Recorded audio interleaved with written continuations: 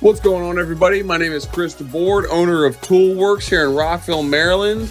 As an authorized distributor of Mako tools, I am putting together a wonderful grab bag of Toolworks and Mako tools and Oakley products to be able to give away free to one lucky person who follows the Pinku Style podcast. I had the pleasure of chatting with DJ for hours on hours on hours. We had an amazing time, and I felt it was only necessary to spread the wealth to make sure some of his listeners had the opportunity to try to get this free swag pack. We've got an Oakley backpack, we've got a Toolworks t-shirt, we've got a Mako Tools beanie, we've got a can koozie, a bumper sticker, and always a Mako Tools coffee mug for those early mornings. If you want to be entered in this random drawing, comment winner on this post. That's right, comment winner, and your name will be entered into the random drawing. DJ's going to take care of the details, but I am so happy to be a part of this, guys. Make sure you comment winner on this post to be in the contest. And if you guys have any other questions, please refer them to Pinku Style Podcast on Facebook or on email. Thanks a lot, guys, and I appreciate you watching this podcast. Awesome. You're the first person, man, that done it properly. These just start counting like, dude, I can't sync your numbers to your lips. So like, I can tell you've been on some sets, man, and everything. Well, yeah, man. no, I've acted for a couple of years and all that shit, and then doing podcasts too. It's definitely there's a knack to it. Yeah, cool. All right, I'm gonna go ahead and get started here, man. All right, guys. Let me see, we got my stuff right there. All right, guys, how's it going out there? It's gonna be Donnie coming to you from Masao, Japan. We got one of my guests here. It's gonna be my guy Chris. Chris, we met back in college. We'll get into all that stuff right there. But again, guys, just go ahead and make sure you send all your questions and all that stuff to podcast@PinkuStyle.com. Like, subscribe, and share if you would like to. Not forcing on you, but it'd be kind of stupid of you to watch this podcast for how many minutes or hours we're going to do this and then not subscribe. So don't waste your time out there, guys. So again, thank you guys for tuning in. This is going to be, I don't know which, it's probably be like 59 or 60 by the time this comes out. So again, man, going from one podcast to now 60, it goes fast, and it's just talking to people like Chris here, who I've known for a long time, and we've been out of touch for like, in touch, out of touch online. Yeah, a little bit of both. Yeah, but like, I got so many guys that's how I'm going to get these numbers. I got a lot of friends, man, and when you're not a dick to people, you get a lot of friends and acquaintances out there. So don't be dicks unintentionally to people. But anyway, absolutely, man. Yeah, man. But Chris, man, go ahead and introduce yourself. Tell the guys where they can find you on social media. Where you're working stuff. This is basic stuff, and then we'll get into it, man. What's going on, guys? My name is Chris DeBord. I'm in Rockville, Maryland. I own Toolworks, which is a franchise of Mako tools here. You can find me on IG at Debo the Comic. That's DEBO the Comic. On Facebook, Chris DeBord, and then please follow my page Toolworks for all the awesome videos and deals that I put out there. Maybe we'll win a free shirt, free stuff I give away all the time. Awesome, man. And like, I'll get that stuff from Chris and put it on the links and all that, guys, so you can click on all that stuff right there. But again, just getting into it. Chris and us, we met by University of Maryland. So I remember, 2006, 2007, something like that. I remember. I think it was we were signing up for a car meet, or it was leading up to the car meet at the College Park car meeting. So I think it was definitely my freshman year. So it was when we were doing one of the College Park tuning meetings, getting ready to start organizing the spring meet. Yeah, so were you on the very first board or the very first? No. I didn't do the board because I actually remember I got kicked out after the first year. Yeah. So, I still stayed active. But no, I got kicked out of the college, not CPT. They love me. Yeah. No. Well, as far as I think, your first year was 2000. What year was it? 2006. 2006. Yeah, 06, 07. So I was 2000. Yeah, 2005 or something like that. That's when because actually, guys who don't know, I actually dropped out of college because I just didn't work out, man. I did 3 years and I was still a sophomore, and it's the college thing, man. Did you go back or whatever, or did you? So I went back towards the end of my military career. When I was on active duty. I started my bachelor's, and then when I got off into reserves, I not only finished my bachelor's, but I also finished a master's right after that too. So I went back to back for that. Yeah, as long as you got the things done. I kind of left mine where it is, and of course you brought up a point right there, man. The military, we were actually both. We were both I think we were in Kuwait together at the same time. Yeah, we're just in different parts of Kuwait. We're in theater at the same time, man. So you were going on missions, and now we get back and, kind of OPSEC. We do OPSEC stuff, not talk too much, but I just got back from this, and this guy did that or whatever, man. So it was cool, man. And then so we got the military, we got the car stuff. We met in college, man, and so this is technology, man, is just cool because it gives guys a chance to talk and get to know each other and all that good stuff and keep up. And I've been keeping up with you, man. When you start doing the comic stuff and then you start doing the acting stuff and everything, man. So we're like, other than your you know, I mean, you got the tool company and everything going on with that. Where's your the acting thing and the comedy thing? Where's that like ranking your life right now? Well, definitely. I mean, I haven't done stand up in Jesus, probably about a year and a half, if not more. I mean, I do a lot of like public speaking stuff too. More or less just trying to be able to stay active in it. I did a thing for the Navy a couple of years ago, and then we also did another session this year. We toured with the Department of the Navy as private contractors, and we did live sessions to help PTSD awareness and suicide awareness within sailors and their families, which was really cool. I mean, being able to see sailors from different parts of the country, being able to interact with them, you know, one-on-one and engage with them to kind of see. It was nice being on the backside of the uniform and not having to wear it, and then seeing like today's, you know, I guess soldiering force, sailor force, whatever you want to call it, and then like kind of see how the mentality really hasn't changed. I mean, they're all still that, you know, one mission, one focus. Yeah, so that's definitely, like you say, being military, like you say, stepping outside of it, man. It's like now that for me personally, I've been out since 2012 was when I got out, and it's like it's weird to still be around the military base and everything, and like you see the guys in their daily hustle and bustle, and you've been so far removed from it. Like you're still active reserve, or you? No, so I got out in 2016, but I actually live right next to Fort Meade, so up it's in like, Hanover, Maryland. So it's like I see the stuff every day. You see it, yeah. So it's like now the guys come to the shop and like, you know, one thing I got to tell the guys, unfortunately, because they try to drop it on me, the sob stories, like, oh man, I got a commander's call, or I got this. I'm like, dude, that's your military shit. Take care of that. Like when I was military, they didn't give a fuck about my commander call. When they closed, when a business was closed, I couldn't get my machine work done or my whatever done. So I'm like, dude, I'm like, dude, I spent 3 years in Iraq, dude. Good luck crying to me about that shit. So I'm pretty sure, especially you're in Japan and you're a car guy, you already have it made. So just don't even complain. There is being a car guy here. It's harder than people think because a lot of the stuff it's not like right. It's not right at your fingertips, believe it or not. And then also you see the stuff going on with that. I'm pretty sure you're seeing everybody posting about the whole J whatever company. I don't want to say their whole name. The whole thing, and they're fucked. So that whole thing going on right there, man. There's like, if you go online and look for example, SR20, there's more SR20s outside of Japan there available than there is here. Believe it or not. Right. So you go online. A lot of people also don't know like production numbers. Yeah. Like S15. They only made about a couple like 40-something thousand S15s from like 99 to 03, 04. Yeah. So you figure that's only 5 years for that car model. You know, it's not a Mustang that's been made since 66. You know, and it's been a V8 since the beginning. You know, Hakasuka Skylines in the 70s were a 2000cc 4-cylinder. Yeah. Now they've got, you know, 6-liter twin turbo or 2.6-liter twin turbocharged straight sixes. Yeah.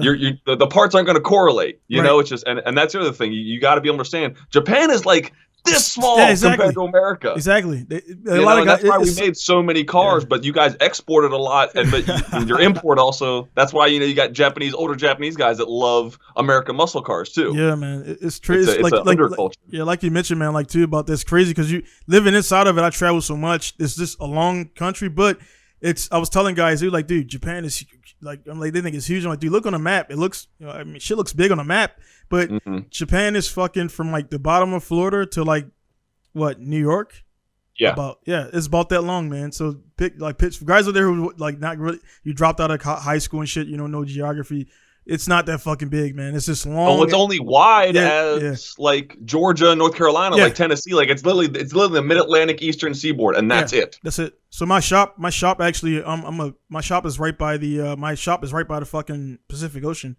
Like it's like 2 football fields, and I can throw a football in there and shit from there. That's so crazy. Yeah, so it's right there. Your new shop. Don't forget to say your new shop. Yeah, my new shop. Yeah. Well, my old shop was only 5 minutes. It's about 5 minutes away and everything, man. But everything's going good with that. And also, like, say, I'll bring it up online, man. I definitely look forward to kind of doing something with you with your tool company and international stuff and everything. So right now, your business, is that more so focused in the States or East Coast, West Coast? How do you service your customers? So Mako Tools is just based in North America, Canada, and America. But the nice thing is you buy a route.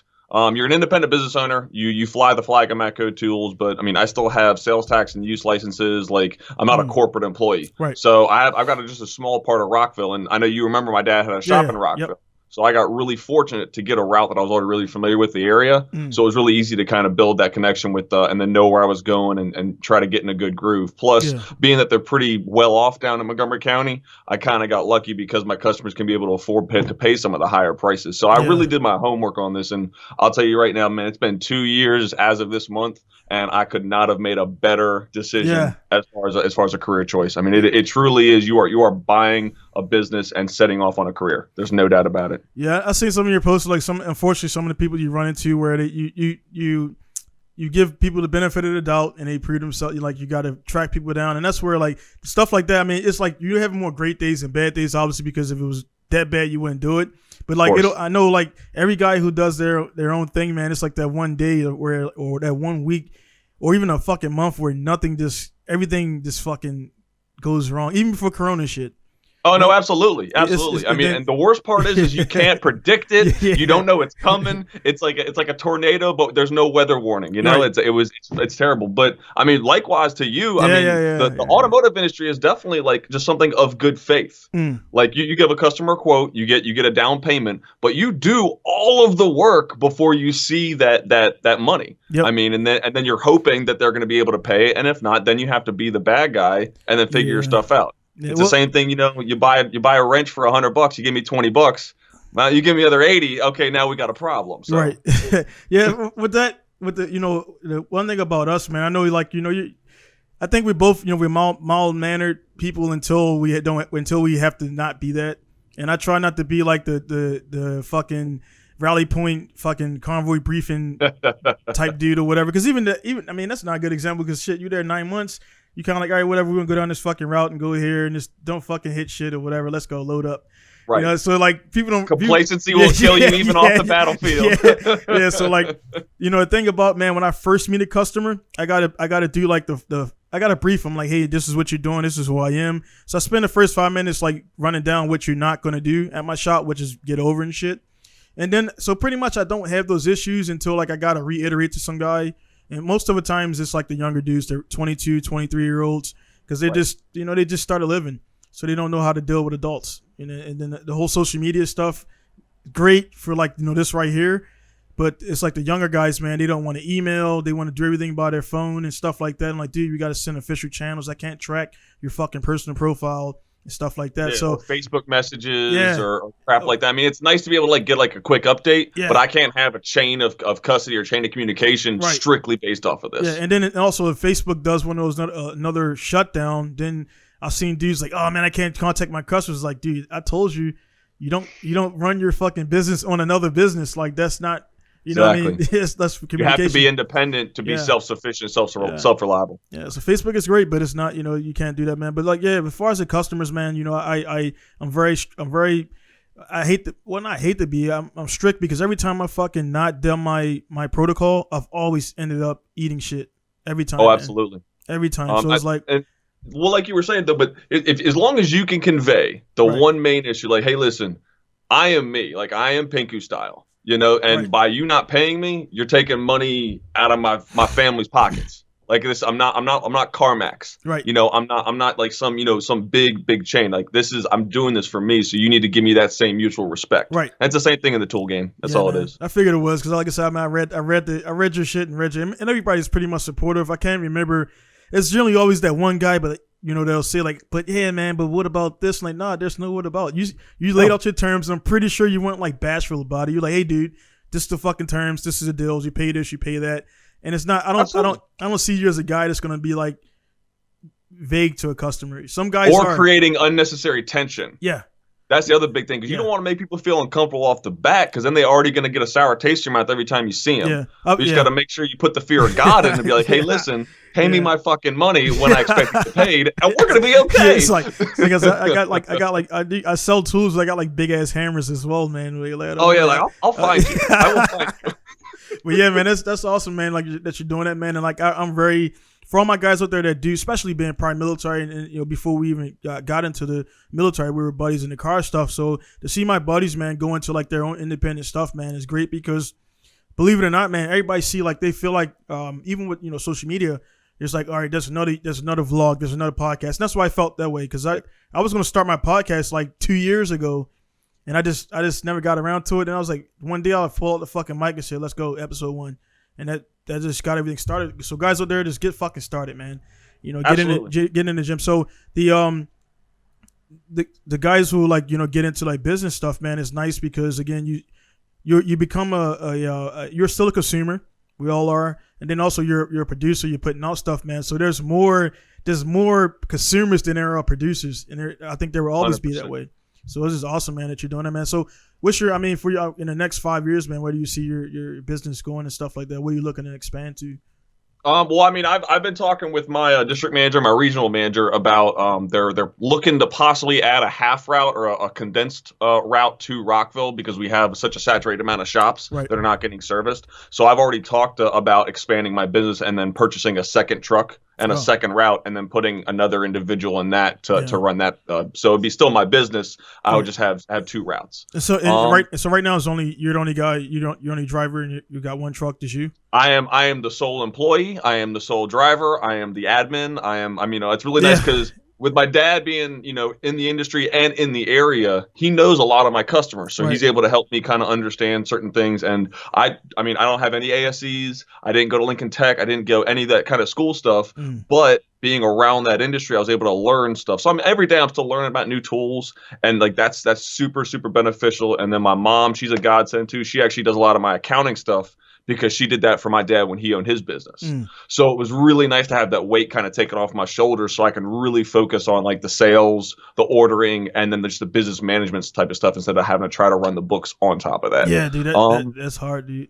That's hard. Dude, yeah. But no, the biggest thing is, seeing how successful the business has gotten, even if I don't get the other truck, I want to continue to branch out. Like, I'm sponsoring 2 dirt super late model race cars this year, which is really awesome. I'm obviously sponsoring myself for this drift season. And just being able to kind of put my name out there. Like, I'm not trying to gain clients all across the country and be shipping and selling tools. I'll let Matco Corporate do that kind of stuff, but I want to more or less grow my brand to be able to make sure, like, if somebody sees me at the track, that they know who I am, they know what I stand for, and they know that they're going to have like a quality interaction with me. Just trying to create a good image for myself is definitely important for sure. Well, I'll tell you right away, man. Because again, I love networking, man. We're definitely gonna do something, man. I want to get like, cause I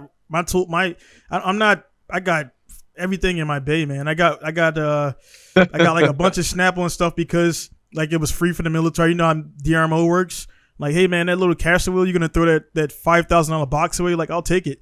So I don't have any loyalty to anything, man. But as far as your company, what you do, man, I like supporting my people, man, because I think so many guys out there, it's weird, man, where like you'll have a shirt company, but most guys were like, nah, man, I'm gonna go and buy Kanye stuff. I'm like, you don't even fucking know Kanye, but you rather spend fucking $80 on some fucking holy T-shirt.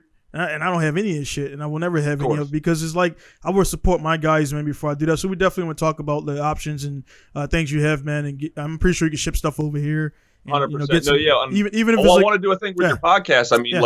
As far as like guys and shares, I want you to run a contest, and I'm willing to give away like a small Toolworks swag bag. It's going to be a can koozie. I've got a T-shirt. I've got a Matco Tools hat. I've got a bottle opener, wrench, and then I'm going to be able to give away in a free Oakley backpack. All right, we'll do that. We'll do that. About $150 worth of free stuff we'll be able to have, and then you can be able to do that for your guys. I want to try to, like I said, man, you got to keep the stuff going with each other. Sure. We'll do that. What I'll do, guys, guys are at this point, you're just hearing it, but what I'll do is I'll put it in the actual official advertisement for the thing and say, hey, share it around it, and we'll get the details and everything that's included in there, man. But that's awesome, man. It's just, again, I'll see guys like selling like anything, man.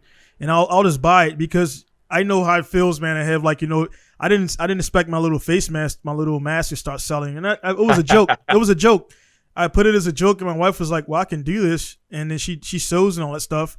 Mm-hmm. And we just start selling them. But it only lasted for like a week, and then everybody's like, whatever, I don't want it. So now we got about 20 masks, and I'm trying to teach her. The reason I did it, because I want to teach her about, economics of business. Because she was like, she ordered 50 little Pinku style things. Mm-hmm. Then she was like, I'm gonna order 100 more. Like, no. Wait. Let's sell the 50 That's the market first. Yeah. So I was like, you don't fucking order 500 of them and then be stuck with it. And that's why I don't have shirts yet, because I didn't want to buy a shit ton of shirts or 500 shirts and then sell 10 and then the rest of them get ate up by moths and shit. So yeah, it's the whole apparel thing is a weird thing. Top Secret, everybody knows what Top Secret is.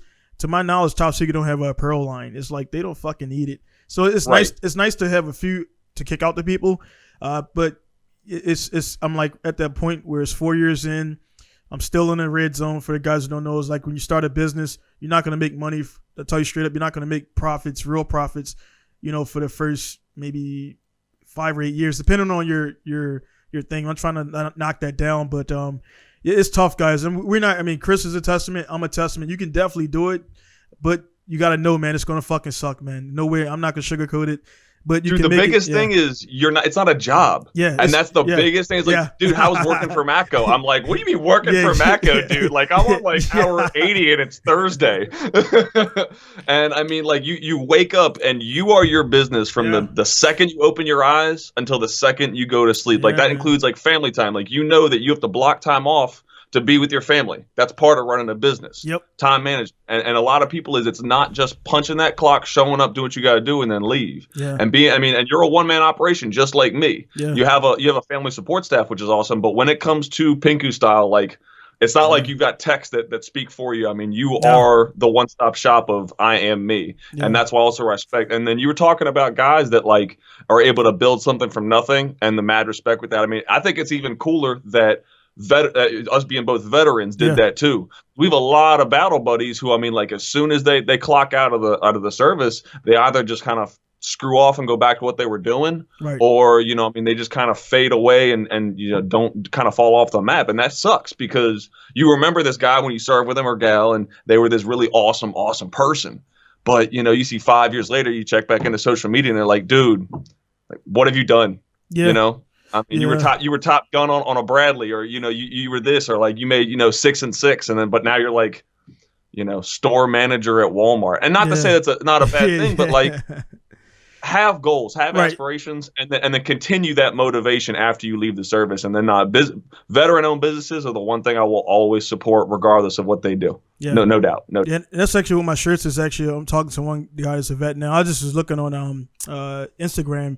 And I just put in vet business or whatever, and the hashtag came up, and the guy was selling shirts. So I'm going to talk to this guy now, and like I said, I'm gonna get some things going because people are starting to now ask for shirts and things like that. So I like working from within before I go out. And actually, I haven't. The thing is, the tools I have are getting up there in age and everything, and then I don't want to buy like some Chinaman shit. So that's why. I mean, this is perfect timing, man. So we'll definitely send me a catalog, and I'll see what's up, man, and I'll use my. Part of my 80% VA disability to pay for some tools. Keep it real, man. It's the best investment, I'll tell you right now. But no, I mean, it's crazy too because I mean, you started your shop 8 years ago, 5 years ago, 8 years ago. It was 4. This is year 4. Like I mean, officially, because I was doing the whole garage stuff before. Yeah. So like 2015 December is when I had the meeting for the contract, and 2016. Like January, 2nd, right after New Year's 3rd is when I got the key to the shop. So that's when it started. It seems like so much longer. Dude, I mean, all the stuff you've been cranking, and then you're already in a new building. I mean, you've obviously grown massively, and I mean, just what it is it's ridiculous, man. Like it's so cool to have somebody in my circle that's like move with that such speed, as well as being able to raise a family. Still have hobbies outside of cars, and still be able to like actually live life and not just sink into your business. This is crazy. It's crazy because you like when you're inside of it. Like, and I was talking to Albo last night on from Albo Media, and we were talking about like when you like inside of your own grind, man. You don't realize the cool shit you're actually doing, and to use like it seems lame. Then you go home, you take a shit like any other regular guy. You sit on the toilet by yourself. Then you go back out in the world, you got emails and all these people. You realize, man, if you go away for like 3 days, your fucking phone's gonna blow up. People say, "Hey, man, where the fuck you at?" And it's like, then you realize, dude, I'm actually someone. I'm a thing. Like, I'm essential. I mean, not to use the word. But I mean, like you've become like a point in like many lives to where like they need your services. They know what you can do. And they need that, right? Like to be needed is pretty freaking awesome, especially in a professional capacity. Yeah, it is definitely. Then like out there, I don't know how you take it sometimes, but sometimes it's like because we want to definitely please or satisfy our customers, man. And it'll be like you have like 100 guys, and then one fucking dude or two dudes will say some stupid stuff or whatever, and you feel like, and that for me, man, it bugs me. But I'm trying to learn how to not let that take. Because I remember one day, man, it was 9 o'clock in the morning, 09, and a dude sent me like a kind of crazy email, and I was like pissed, dude. That just fucked my whole day up. Like I called the guy, and I was like, no shit, like I wasn't screaming, but I was really elevated in my voice. Because this dude was like a young dude and thought he could just like pinpoint his shit. I'm like, dude, I told you what it was. There was no miscommunication there. It's reservation only. And that my company is only appointment based. You cannot walk in here and, I'm not going to drop my piston or side sail and start looking up parts. I don't do that shit. So you email me. I get the numbers. I get the numbers to you. That way, when you come here, you pay. I order it. Not come here, talk about it, then go back and get money and come back. I'm trying to save you time and myself time. So most people see it like that. The older guys are generally good. Some older guys are still childish. But the young guys, you got to really kind of coddle those guys and like, hey, man, let's bring it in. Like, you got this much money in the bank. You're not going to get 900 horsepower. It's just not going to happen, buddy. Exactly. So, like, you've broken so much shit. I've broken a lot of stuff. So we've been around the game, and we know, like, it doesn't matter how much you spend. It's just going to last a little bit longer, and then it's going to break. Well, yeah, I mean, especially when you're talking about swaps or, trying to do like full out builds. And I mean, like, and the build phrase has changed so much over the years. Yeah. I mean, being what a car is capable of, what a motor setup is capable of, and then just the options we have in the aftermarket community now. I mean, like, everything is just going next level between, WiseFab with suspension. They've gotten ridiculous. ISR, I mean, while it's a little bit cheaper, they make parts for everything. Yeah, and it's easy to be able to jump into it without having to buy crap off of eBay, So you just feel like a little bit, but yeah. On the tool side of things, though, how am I put this? We make money based on financing. That's the biggest thing. We're like a no credit check bank, and your word is bond. So that's why, like, when it comes down to it, you have to educate some of these newer guys. I'm like, yeah, I know, like, this torque wrench is $500, but if you want to go to, say Lowe's or Harbor Freight or whatever, and go buy a torque wrench, dude, you can go do that. No problem. Give me your credit card. I'll go with you and we can pay up front. Yeah. Or if you want to get interest-free, no credit check financing with me, dude, give me $50 a week, give me some money down, and I'll be here every week to make sure it's still working. I'll even teach you how to use it. Yeah. You gonna let someone at AutoZone teach you how to fix your car? I mean, it doesn't work like that. And I think the younger generation doesn't understand, regardless of what the business is, they don't understand the amount of time that you've put into something, and that your knowledge and expertise is what they're paying for. Yeah. Not the physical aspect of it. That's right there. That's like fucking king. That's why, like, when the guys get into like time, I'm like, dude, you can look on YouTube if you want to see how long it's going to take. I'm like, the time is irrelevant. Like, you're not paying, like, you're paying my hourly rate plus.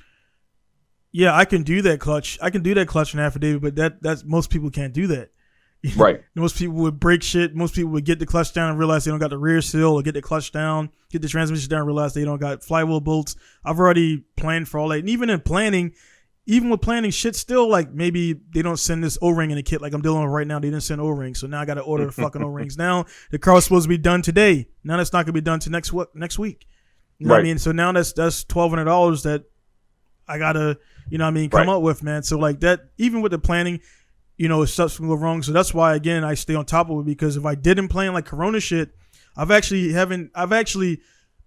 made more money doing Corona. It's weird, man. Really? I made more money. I lost money, potential, about $25,000 I've lost of potential dollars, because guys just canceled and didn't come. About, I guess, because guys couldn't go out and do dumb shit, they were like kind of channeled in. So instead of like going on a vacation, they was like, all right, I'm going to take this money and put it towards the car. So yeah, man, I was expecting to be, I mean, right now, honestly, I'm good until about end of July. And then after that point, I'm like, fuck, let's go. Let's get some shit in here, because I don't got any guys past that point. But I got car shipping going on. And also with the whole J-Spec shit going on out there, man, just staying honest, not collecting, tons of cash illegally. Now I'm going to benefit, because now those guys are fucked. So now guys are gonna sweep towards legal, legit guys. I already got my record's good. I got 63 cars exported to date since 2018, and everything's legal. So now that's gonna really shine, man. So, like, just weathering the storm out there, guys, and staying on your course, staying legit, and eventually you'll get that break, man. So For every bad day, you have 10 good days. Yeah. It's always, man. It's that, like, I had those good days, and then I don't even think about that shit. And then when I'm having a shitty day, I just back up and like, dude, just, it's a fucking day. It's another day. 100%. And then the biggest thing is like, I always think about that picture, man, about the size of the Earth, and then you got the size of this planet, then the size of this planet. Then when you go on that fucking scale, the Earth's like a fucking a pea size. It's like, dude, your problems are not that big, man. You're versus a freaking basketball. Yeah, Yeah, yeah, man. No, I mean, I will say this though on like the coronavirus stuff. I mean, like if you were a good business owner.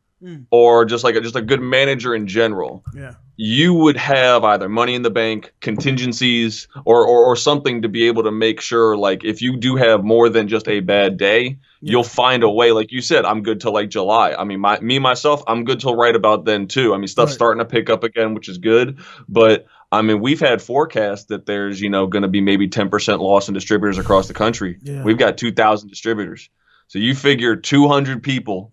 Mom and pops, just like, you and me, are going to be without a business strictly because of whatever, stuff is out of their control, and it's just people, you have to be smart 24/7 when you're running a business. You will make mistakes, but if you're not actively thinking and like moving and trying to grow and learn and move, then you will get left behind. You will go broke. You'll piss off all your customers, and then you've got nothing to show with all those hours and dollars that you just spent and wasted. Yeah, that's exactly that's a case in point, man. That's why again, with my customers, man, I let them know, like, I treat them this individual, so I don't treat them like you're all under one umbrella. Like, each customer has their own different, I guess they want to do different things. They can't do everything at one time, so they want to do that. So what I do for those guys is like, hey man, if I'm going to do like your transmission or your clutch job or whatever, like, go ahead and do like, transmission mount, stuff like that. They kind of get as much as you can get done and maximize a dollar, versus the guys. And I have guys, I'm like, dude, why would you do a twin turbo upgrade or whatever? And then, I don't really advise that because it's a waste of money. But doing a twin turbo upgrade and then you leave the stock manifolds and dumps on it. Like, dude, just save up one extra month, get the Tomex Spring manifolds, get the Tomex Spring dumps. Because guess what's going to happen when you want those? I'm going to charge you another $2,000 to take those off and put them back on. So the same exact parts I just put on are going to be coming back off anyway. Exactly. Yeah. So I'm like, dude, this, so I kind of save. I mean, dude, if I really was that kind of dude, man, I would be set already, because I would be fucking guys left and right, to be honest.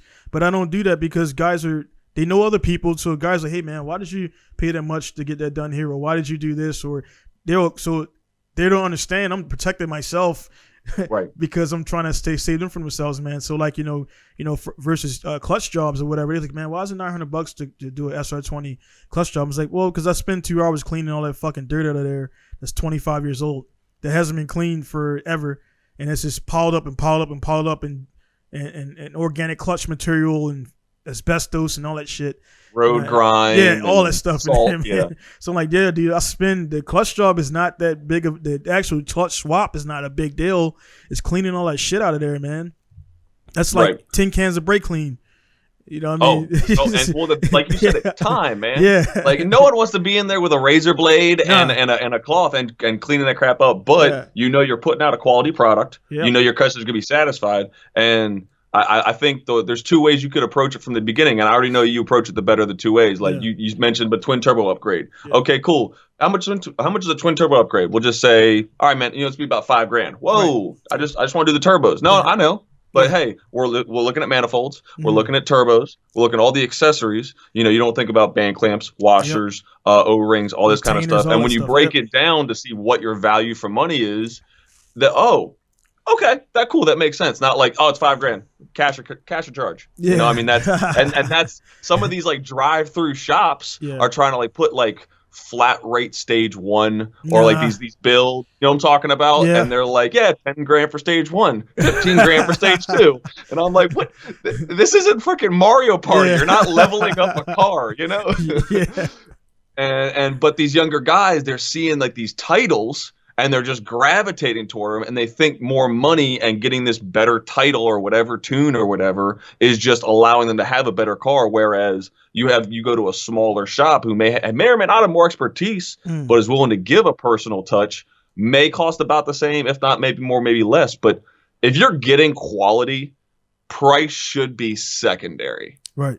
And the younger guys just need to understand the value of the dollar versus the value of like the hour. Mm. And they're realistically, time is always more valuable than the money. And you know that you're giving them a quality product. You stand by it. Yep. And like you said, like, hey man, this is it.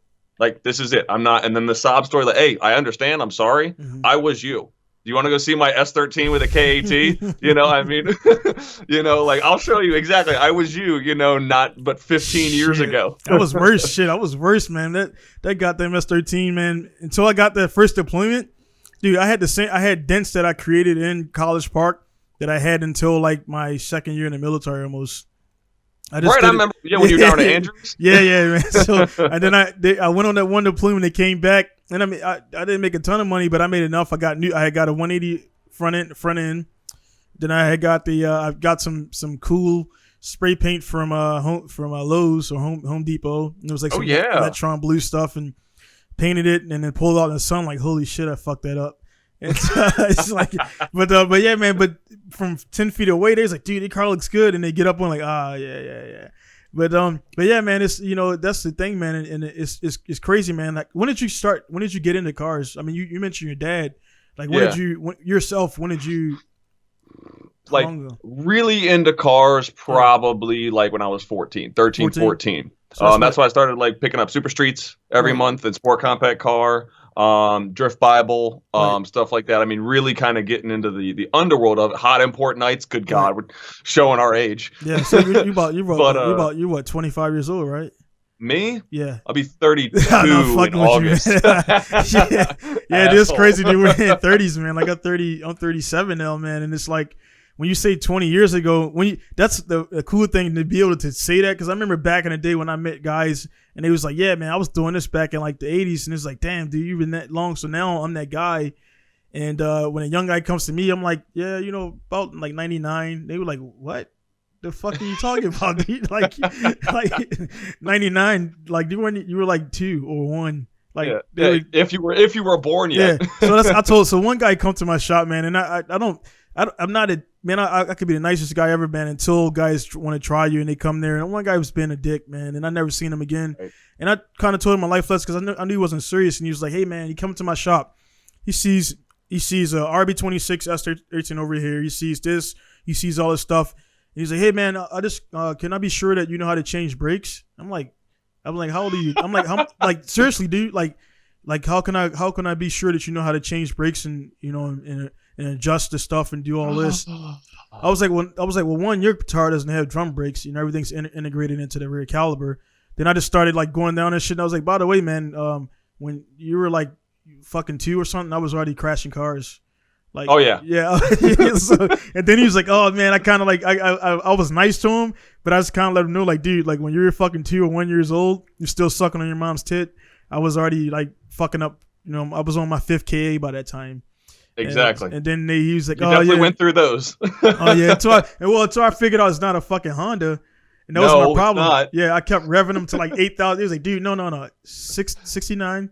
You're good, man. Yeah. It's a 2.4 liter. And keep them rich, okay? You lean out of KA, you might as well just freaking turn it off. It's done. Yeah, I got it right towards that last one, but I'm definitely gonna get some. I want some Ks over here, man, because I just want to. At that time, I was swapping them out. They weren't really blown, except for the first one, the single Oricam one. The other ones just spun bearings. I didn't know how to fix them back then, so I was $300, and swap them out. So speaking on that, man, like what are you driving like currently right now? Like, 'cause I know you sold the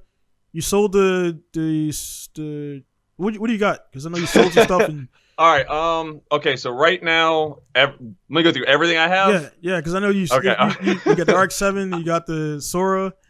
No. Okay. So yeah. So all right. So right now, everything I've got a 16 Cadillac ATS-V. That's my daily. I've got a 1990 R32 GTR. I have a 93 RX-7 drift car roller that is for sale. DM me if you guys want to, you get some more info on that and pictures. Please, God, buy that. I just picked up in January a 03 Infiniti 4-door wagon up in Ohio, or not wagon, 4-door sedan. That's LS swap. So that's going to be the new drift car. I'm moving out of the RX-7. I got a couple of cars. The RX-7 that had the stars and the LS. The star. Yeah. So I pulled the LS out, but I kept like seats, cage, body kit, wheels, and I mean it's pretty much you throw in a rotary and you can rock and roll because it has the factory subframe in it. So, but yeah, and then I've got a couple of cars I'm trying to sell right now. I've got a '85 El Camino that's kind of beat up. Bubba Drift, man, Bubba Drift. Yeah. If it was manual, done. El Camino. I got a '01 Mustang I'm trying to sell. I've got a Jeep Liberty diesel. That made it diesel like 05, 06. And then I've got a 3500 Dodge Cummins tow rig. So a little bit of everything. Yeah, man. Yeah, that's it's so many. It's so easy to get. Once you get one, and for me, I have a thing where I'm trying to actually. I got about I think like 28 cars right now. I don't even know. I just. It's not just the brand, because the thing about it, guys, out there, I got 28 cars, but only 5 of them running their own power. So just take it at that. So like, don't feel half the ones I mentioned run. Don't feel jealous, man, because half of mine don't. So I'm like taking brakes off, and the next thing I know, fuck, I took the brakes off of there, I took the steering rack off of there. So I got my own like cool little junkyard. But it's easy here because in the States, the whole JSpec stuff is going on. The reason why they're having issues like, the cars that are not 25 years old, all the stuff about the federal NHTSA DOT rule. And that's why guys are there who you're looking at this podcast, you want to get stuff done. If it ain't 25 years old in like, a couple weeks, I ain't shipping it because I'm not getting caught up in some federal not worth it, guys. Motor X for $1,200. It ain't worth it, man. Yeah. So the guys, like, they leave Masawa and they say they'll have a STI. So they'll want the EJ20, the EJ207, whatever. They'll want all that stuff out of there. So I'm like, hey, barter where I don't barter a lot, but when I want some shit, I'll barter for it. So I'm like, hey man, I'll remove the engine, trans, drain it, clean it, palletize it, and everything. You give me the chassis, done deal, done. So I got it. So I got three STIs and some other stuff down back that are just waiting their chance. Because the thing is, I'm eventually gonna crash all the ones that I have. And then I'll just roll into it. So they're just like on reserve, man. You just take the parts out of the crash it, put it in a new car, and keep continuing, man. So you got to have backups. I mean, it's great to have space, too. Yeah. Because that's the other thing. Like, when you were younger, I mean, I remember when we were military living in the barracks, I mean, and you had like 1 or 2 parking spots. Yeah, it's not like you could, like, work on, I mean, we did work on our shit inside in our rooms and everything, but it was like now that we actually have like lives and houses and shops, I mean, like everything I could just like, no, okay, I'll put it in the yard, I'll get to it, Yeah. Just keep piling up, man. So like, I mean, are you like for drifting and stuff? Are you just doing that? Is it like more of a is this leisure, or are you looking to do any pro-am stuff, or what's your thing with the drifting, man? So Pro-Am in our area has turned into a shootout style. So they're no longer doing rounds for U.S. Drift, and then MDU, Midwest Drift Union in Ohio, they're also doing a shootout. So it's one event, top 3 get their license. Okay. So this year with Corona and everything, because they pretty much canceled a lot of the preseason stuff and like the early season, they went to MDU and U.S. Drift actually are going together. They're doing a top 64 in Ohio. And 6 people can get licenses. Damn, that's good odds. Exactly. So I mean, I'm doing everything now that I have great cash flow, and the business is very successful, and I'm very thankful for that. I'm putting a lot of that not only back into the business, but also funding the race car stuff. So being able to write it off as a sponsorship has really been benefiting my build as well. So, but not trying to get your hand stuck in the cookie jar all the time, and got to remember, okay, just because I know I can afford this $20K build right now, I'm like, here's $2K, here's $1K, and I mean, you got to be smart about it. Same shit, man. Same stuff, man. That's the same. That's the thing that a lot of guys they see all the stuff, right, and they just. Again, I don't fault them because they don't run businesses. They're not thinking about, like, I'm pretty sure we're thinking about the same stuff. I mean, projections, all that stuff, paper, all that stuff, man. A lot of guys just see, like, they'll see the stuff and I'm like, dude, they say, man, why you ain't drifting 4 years? Why you haven't done, like, dude, because I'm not going to take 3 or 4K on a weekend and I'm not guaranteed to win, to be honest. I'm good at driving, but I got a bunch of shit that's going against me, and I want to make sure when I go on the track, everything is set. I don't have any fucking excuses. That way, if I lose or whatever.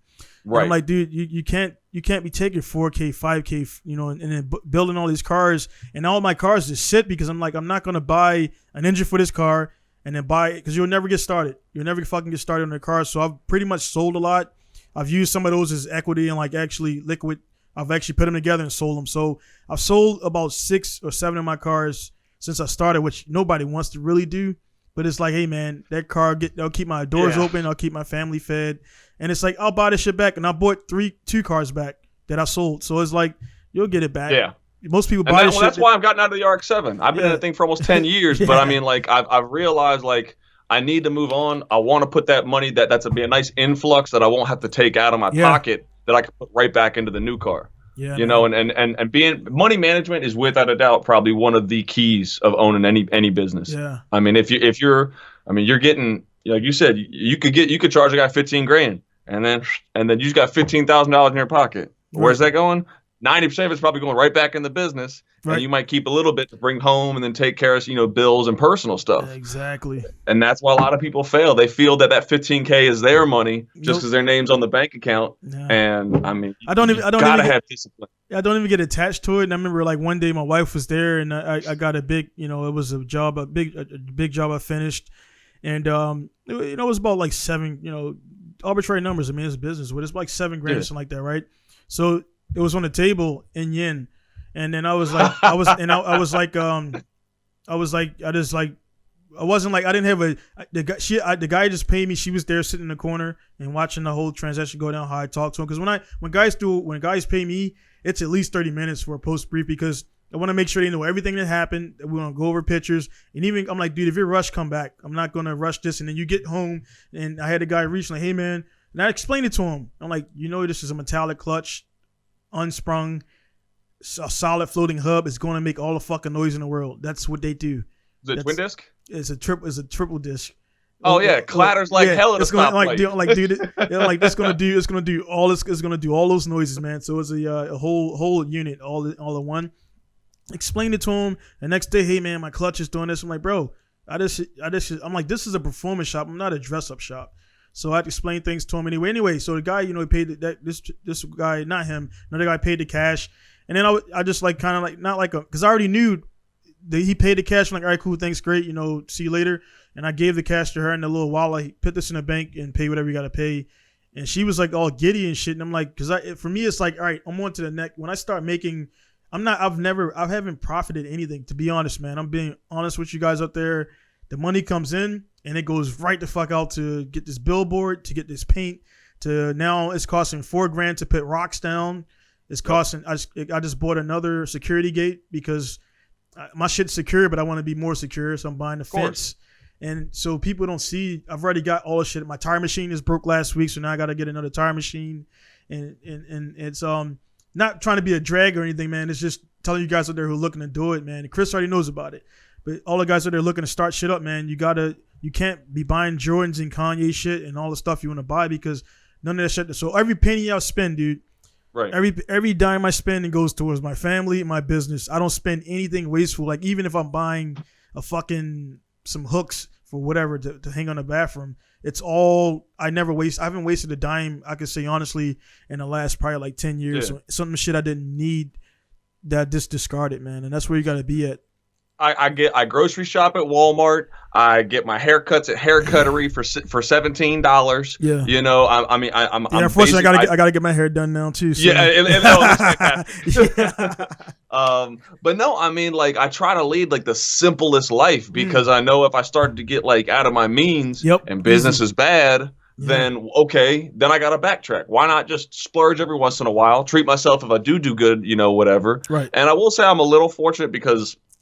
I've got my military benefits, which is really nice. I live alone and I'm single with no kids and no alimony, no child support. That's dope. So, I mean, realistically, being able to help build the coffers right now, because I want to be able to pay off as much business debt because God knows as soon as you buy a business, there's a really big number that's in red that you're trying to make smaller and smaller until it goes black. Yep. And that's just my biggest goal is knock down this business debt as soon as possible. So when I do start my family, I won't have that big thing looming over my head. Not to say it's looming over your head, but it's just this was my main goal. Yeah. You know what I'm saying? When I started my business, I'm like, be successful, then have a family, and then you can like throttle back, downshift, and then kind of just like go into like a more slow pace. Because I mean, 80, 90, 100 hours a week for like the first 2 years is probably the norm for any successful business owner. There's no way, like you know for sure, man. It's no way. And then also, I run all of the YouTube videos, all of the like editing for I'm gonna do for this. It's not that I don't want to have somebody. I got an assistant, but he's military. I understand the military thing. I'm not gonna have him. I know he got to do command and call. He's an E6. He got to deal with troops. He got to deal with this stuff. My troops doing this, man. I'm like, dude, I'm not paying you. We have a relationship where he has a key to my shop. He got an alarm to my shop and everything, the alarm fob or whatever. So he has access to my shop. I teach him things and everything. So he's definitely, for the help he gives me, he's being, he's definitely getting his. That's awesome. That's phenomenal. Instead of like, I worked in a shop before and a guy promised me like lift time and shit. And I did about 5 builds to this dude. And I was like trying to swap my engine. And he was like, nah, man, do this. And I'm like, dude, that's not what you. So I was like, I don't want to have somebody working for me and drag him along. So this guy, he's definitely, he's definitely, even though I don't give him money, I still save him a ton of money. And he has access to a performance shop. So he's good. But and the mentorship. Yeah. So, yeah. And the thing about it, man, it's just, probably like yourself, man. It's like, it's better to be, my thing is it's better to be alone and rather, versus hiring somebody that's going to half-ass, man, because nobody's going to do it like you, honestly. And because our mentor is going to be different than anybody else because it's our shit. So to get if you can get somebody like that, that's awesome. There's some businesses that have great employees out there, but it's very rare to have an employee that's really down for the cause, is really down to support your business, and not have to worry about, hey, every other week there's a different excuse. My girlfriend left me. I got chlamydia. I got all this other shit going on or whatever. Right. And it's like, dude, I don't have the money to deal with that right now. So I told my wife, like, probably for the first 10 years, I'm going to be solo. It's getting better and better. She's understanding it, but she's Japanese. Japanese don't like taking risk. So right. The first 2 years, man, I had to like reassure her. I had to like give her. I had to put like the money on the table to show her like we good for this month. And like every month I do the same thing. I'm like, look, you're not starving. The lights are fucking on. Just relax. I've had some buzzer beaters. Some 29s and the 28s. and we're good, and it's like it's like you wake up with a negative balance and you go to sleep with like $4,000 in the bank. It's like I won today a little bit, start over tomorrow. So you can't, for guys out there again listening or watching, you can't make $7,000 and then like relax and back off, man. That's when you gotta this month is good, the half of next month is good, but you gotta square that away, man. I want to be to a point where actually when I sell this S13 with the 1UZ, I'm going to take that fucking money. It'll be nice. I'm selling it for about $10,000, which I'm losing money on. I'm going to take that $10,000 and pay my shop for the rest of the year. That way, that's just done. The shop is paid. The shop is paid for. And that, it'll come in and out. But the thing is, man, I just hand the money out, man, to who I got to pay. And then eventually I'll get that big boom. Like I said, with this whole J-Spec shit going on, I'm getting a bunch of messages already. And maybe that'll be the thing, man. So. Yeah. No, I mean, you already laid it out. You have a plan. Yeah. And having that plan is 100% important, regardless of what it is. But you need to set goals in business, because if you don't, you're just going to be flying by the seat, and you won't even notice it, and it'll just slowly start getting down, and then it's going to get to a point. Oh, how the hell did I get here? Yeah. And your customers are going to notice a lower quality of work, or timetables are going to start being elongated because you're not going to have as much motivation. And I mean, there's going to be a lot of compound factors. And then at the end of the day, being a small business owner, it's more important to see that if you're not looking 3 months ahead, 6 months ahead, or like shit to the end of the year, then you could be screwing yourself now and missing that opportunity to get the ball rolling. Yeah, because, coronavirus part 2 or a tsunami or, whatever the hell it may be, if you're not prepared to be able to keep making those jumps. And I know you said with your wife being Japanese and taking those risks, I know you've got to play both sides of the field now, keeping sure the family's good and then still being able to keep your mind on it. I mean, anybody can run a business. Not everybody can do it successfully. Yeah, man. It's I watched one guy on YouTube. It's called Valuetainment. And the thing about the reason I watch this guy, because he gives out. I watch this guy, man, because all the shit he says, man, he's prior army, and he's from Iran. Is a cool channel to watch, because the thing about it, he gives all the shit out for free, absolutely free, all the shit that people normally charge for. and they hate him. They hate him because he does, this is like his hobby, the motivational shit and like the business things, and this was the top 10 things. So the channel is awesome. He interviews like some cool people, and the other channels hate him because he's literally giving out their shit for free because he doesn't like a free masterclass. Right. It's free, $0. I mean, he doesn't ask you to beg you to do anything. He got 1 million subscribers. His fucking business alone, he's good. So the YouTube shit is the YouTube stuff is like a hobby. So he does it, but it also promotes his insurance, life insurance. So he runs that and everything and stuff like that. So some guys, say he runs a pyramid scheme or whatever. But then you look at some of his employees, then they're making like, millions too. So the thing about it, man, it's like, pyramid schemes are something you watch out for, but the knowledge this guy gives out is not sugar coated. He's prior army, which that's a connection. It makes it more real. Right. Absolutely. And it binds me to it. And he goes about his whole, he's from Iran. And he came to here. They came here with fucking nothing, no $0, zero anything. And he built himself up to a fucking multimillionaire now, man. And it's like that shit don't happen. That's not a fluke, man. They came here with nothing. That's the American dream, He actually did it. Yeah, man. So people like try to knock guys like that, and then I'm pretty sure you got people. You probably one thing about business, and I was told this before I started, man. It's like I'm pretty sure you probably lost some buddies or people like they feel like because they're Jerry down the street that they got this. I'm like, nah, Jerry, you got to sign this fucking contract just like Bobby does. And I tell guys, I had to kind of not lose guys, but I kind of, what I'm talking about. Of course, no, absolutely. I mean, your connection changes because you realize how much of a friend they were, or how much of that. And then they became, I just kind of know Jerry. Right. I mean, like I wasn't usually that buddy because, like, I'll be honest, I've got 2 people that have the keys to my tool truck, the keys to my storage unit, and my inventory, and then have the, like just like you. Right. I trust them implicitly. And here's the thing though, they also don't mind paying. Like, I mean, I cut them a break, but I still got to make some money on it. My guy, and but they don't mind, but they know, hey, man, I broke something. All right, cool. Hey, I'll order it right now. And then like I take care of them like that. So I mean, like you have to still be a human being, but they have to also understand that you're a business owner. So as long as there's that 2-way channel of communication, you'll be able to keep, you'll be able to keep the good people. Yeah. But the people that don't understand that there is a separation now of you having like this thing that's bigger than you. And, this is what supports you. Like, I mean, there's no punch clock. There's no I show up and I make this because I was there for 8 to 10 hours. Yep. Yeah, that's the funny thing about that, too. Like you mentioned, man, it's I tell the guys, he was like, man, so like I came to the shop, man, and you weren't there. I'm like, well, number one, did you have an appointment? No. Well, this is appointment based. So I'm like, I'm not the one guy. He wasn't getting it, man. He seemed like he had an attitude about it. I'm like, look, man, I see how it is. Like, and I don't want to be confrontational, but I don't mind it. So some people shy away from it, and I'm going to say everything I got to say. That way, when I leave it, I'm not like driving in the car like, man, I should have fucking said this or I should have said that. I'll say it. Exactly. You know what I mean? So I'm like, hey, man, I'm like, I told this one guy, I'm like, yeah, you came to my shop at 1400. When you were asleep, I was awake. When you went to sleep, I was awake. And when you fucking wake up again, I was still awake. And I'm like, I said the exact words to this guy. I'm like, dude, I don't know what time you got up. I was at my shop at fucking 2 a.m. this morning, actually. I left my shop at 9 p.m. last night, and I'm there at 2 a.m.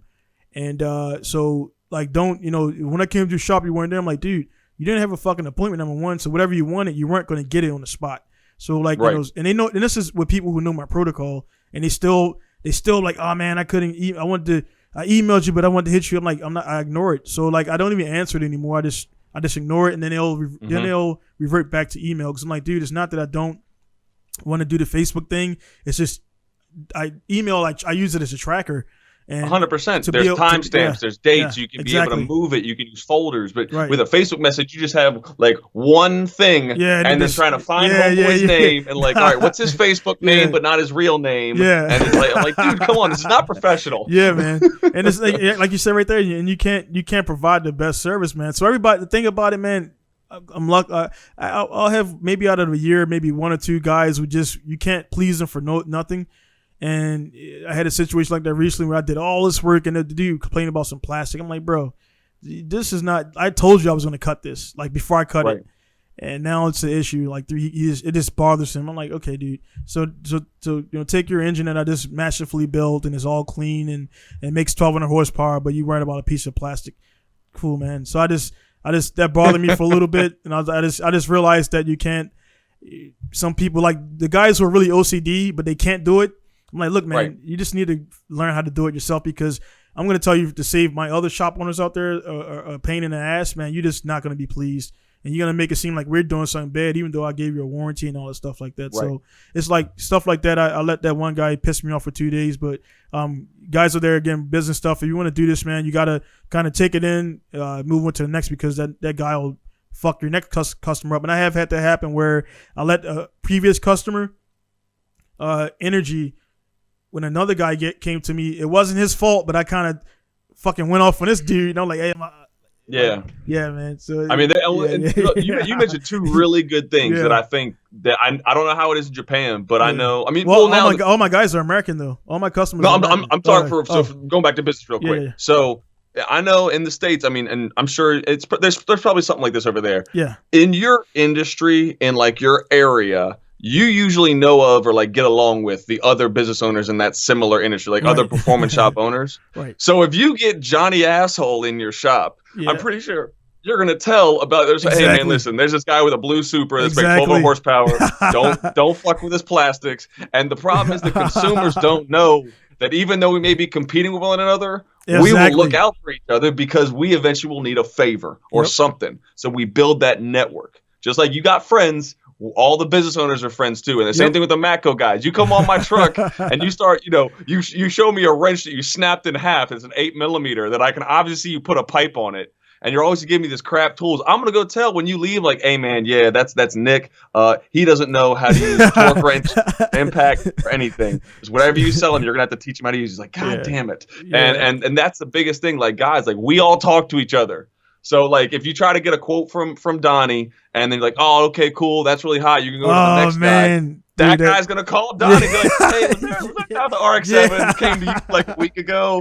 And he's like, yeah, short little kid, kind of mouth. He's like, yeah, he's kind of a dick. He's like, yeah, I wouldn't work on his car. I'm like, yeah, I'm not gonna work on his car either. Yep, exactly. So you're gonna essentially slowly eliminate your chances of ever getting your car worked on just because you're a goose canoe. There was this one guy in particular, man, that happened to him, and it was like all the performance shops, like right when he went to the shop first, and I at first that was something I took I kind of took it to heart that they even went somewhere first. I'm like, all right, I'm a consumer too. I go here first, check prices, and I come back. So like, I can't get mad about that.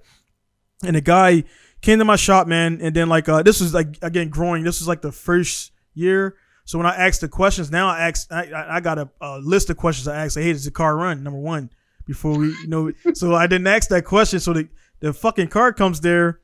And I'm like, why is the car on the rollback? He's like, oh yeah, it don't start. I'm like, what the fuck, man? Like that wasn't part of the thing. So it never came up once. Yeah, it doesn't. It didn't we talked for about a week, and gave him the quote and everything. Then he finally got back to because some guys are slow emails or whatever. So car got there. I got the car there. I did the check. First thing, I don't tune AEM. Especially I'm AEM in Japan. Like I got Link, Haltech, all this other stuff, Power FC. AEM does high end track stuff good, but not daily. To me, my personal opinion is it doesn't do daily driving. Yeah, Link is going leaps and bounds where they were like 6-7 years ago. Yeah. I mean, that is an incredible system. Yeah. So the guy comes here and everything, and he I gave him the whole breakdown and all this stuff and what's up and that, and like you got this, and like, number one, you got to start over because the car came from 3 different people. It was a shitty swap, and man, it was just bad. So there was loose wires everywhere. I'm like, dude, I called knock it off. Come pick up your car, pay this. I'll give you the brief down for stuff I found, but you got a lot of issues. Give him the full brief, everything, pictures, everything, man, which I do. So he takes the fucking information, goes online, and he says like, yeah, man, don't go here because he's like grouchy, whatever. All my other, I'm not on this group.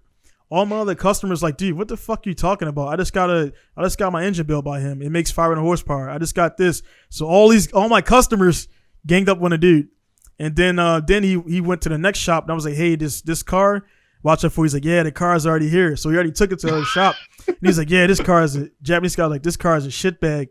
And then he kicked it out, went to another shop. Then now this dude's iced out from all the shops. Now he's sitting in the fucking parking lot trying to work on it himself, and then he ended up selling it. And now the car got fixed, but it still wasn't really God. Yeah, man. So like that's what I'm like you brought. That's a great point out there. Again, people who listening and watching, man. We all, even though we compete with each other, some shops there's like the kind of gas monkey garage where the gas monkey dudes didn't like the other dudes or whatever. Maybe that was fabricated, but maybe they really didn't like each other for the drama for the TV. But it is some shops in town that I don't deal with or talk to because they're practices and I don't want to be linked to that. But the better shops, we all communicate. So I'm like, hey, go to this, go to Kawamura son for this, for the injector cleaning because I don't have the as new machine, or go here for the dyno because I don't have a dyno but I can rent it or whatever. So we all linked up, and people think because I'm like, dude, you didn't go behind my back because he told me before you got here that you were coming. So I was like, hey, you went to Top Car, right? He's like, yeah, I went to Top Car. I was like, yeah, he told me you were on the way. So that just fucked this whole mojo up. I was like, dude, I know these guys. They think they're gonna get one over on us, but they like if you were just honest, say, hey man, yeah, I mean, I was at Top Car and I didn't really get a good vibe, so I figured I'd come down here like, oh yeah, no, he talked to me about it, so you already start on the right foot. Yep. You know, and exactly. But if you don't do that, then like, why are you willing to like already kind of be shady from the jump? Yeah. Like, don't do it. Just be a straight up consumer. Yeah, you will always get the best service when you are the most honest. Yeah. If you try to be shady, you'll end up like J-Spec, and then it's just I don't get it. I mean, that's and then fuck fest right there, man. Yeah, I mean, like, and not even to kind of bring it up, but like, so Reevesu Imports. You remember Reevesu? Yeah. I got my first Skyline from them. You remember the one that got totaled in transport? Yeah, that sucked, man. I felt bad as shit for you for that one, man. Dude, I didn't know about all this. So like when I went down to Disney World with my ex, when I was importing my car, I went and I visited them because they're an hour from Disney World. So I went up there. I met the owner, Steve. He's a former Marine. Him and his wife ran the business. I mean, I met her. I met him. Like it was. You definitely got that great energy, and the place was amazing. I mean, they had a lot of stuff, a lot of inventory. Good build process and everything. So I mean, there was nothing on the surface going on like that. Right. So when you start to peel the onion back of some of these companies, like, well, how can it go on like that? I'm like, well, some people are just really good at hiding it. Right. And when you're dealing with a company that deals with stuff halfway across the world, I mean, you definitely run the risk of not everything being on the up and up. Right. And I mean, that's why when I imported my second Skyline, I went up to the dock to go pick it up. Yeah. Like, I mean, I had him email me all the paperwork. The paperwork, put it in the car. We had the dock, we had the port certificate, everything. You know what I mean? So I mean, like, it was much more systematic and stuff like that. But people out here just feel like just because it's cheaper makes it right. Oh man.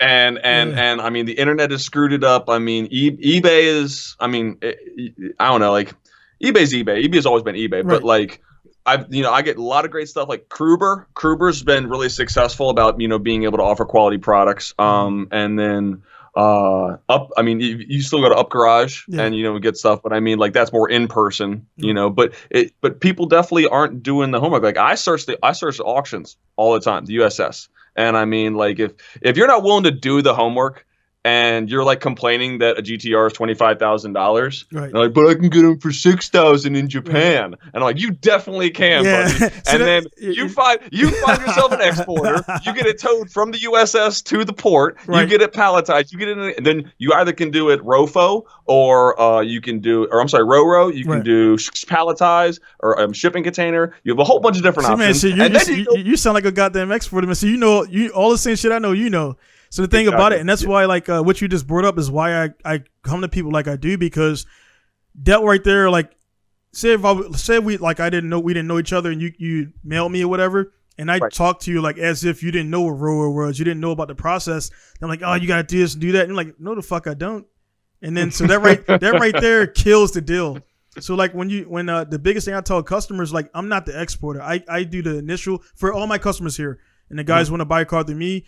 If the car is already in Tokyo, I'm not going to charge you the towing fee for as if the car was here. So I'm like, look, the car's already down there. That's already cut out. So you don't have to pay me $1,200. You'll pay $200 or whatever down there. So that right there, man, people really, really appreciate that. And also, not just because you can't do it doesn't mean you're a fucking dummy. And that's why I don't treat my customers like that. Like, I'm not trying to say they're dumb. And when you play people like that, and then they actually know the process, they're gonna number one, you're gonna lose their business, and they're gonna tell everybody else to not go there. And that's why I'm on top. I'm so transparent to the point. as much as I got to be because some things they don't need to know about. Of course, no. I mean, it's business. Yeah, no. Ask like, well, how much you getting from? Like, that's not your fucking. Doesn't matter how much I'm getting for it, I mean? But that's not. What I know is you're paying for my knowledge. yeah. So like the guys they'll when you talk to them like that, man, tell them, hey man, this is gonna be the process. This is what it's gonna be, the basics, and then like what's your special circumstances. I'll get into that with customers, but California, for example, California is a little bit different. The Texas, Florida, Georgia, Savannah. Or Tacoma, they don't really care too much about what it is. As long as it's 25 years old, you got papers. That's it. California's the only one that's a little bit, iffy. And I tell guys, if you're in California, just send it to fucking Tacoma and go pick it up, just to avoid Long Beach. But the you say USS. You're the first guy you're the first round eye that I've talked to that even brought up who knows what USS is outside of Japan. Most guys don't know what it is. So if you're already on USS and you find the RX-7. And then I find that same RX-7 and tell you is $35K, and you see it's fucking 15. That's like people. Exactly. So I had a guy. The reason why I did this because I had a guy. He found some shit. I wasn't trying to get over on him, but I was just like rushing. So like the whole part sourcing, I don't make money off of it, so I don't offer it that much. So the guy found something, and I actually said about this much, like with everything. And he didn't understand. It's not the part. It's the part plus shipping to me. Plus handling, plus making it shippable to America, because that little thin ass box is not going to make it across the pond. It's got to be boxed up in a real, grade 5 whatever board or whatever. So he's like, I'm like, dude, the price I'm telling you is the price for everything. So he thought I was trying to take him. I'm like, nah, man. So look at that part. That's only the price for the fucking part, FOB, not the shipping, not the insurance, because insurance is not optional. So some guys, man, it's out there. So the internet is great, but it's changed things where everybody can see everything now. So that kills the what is it? The gouging, the prices and everything.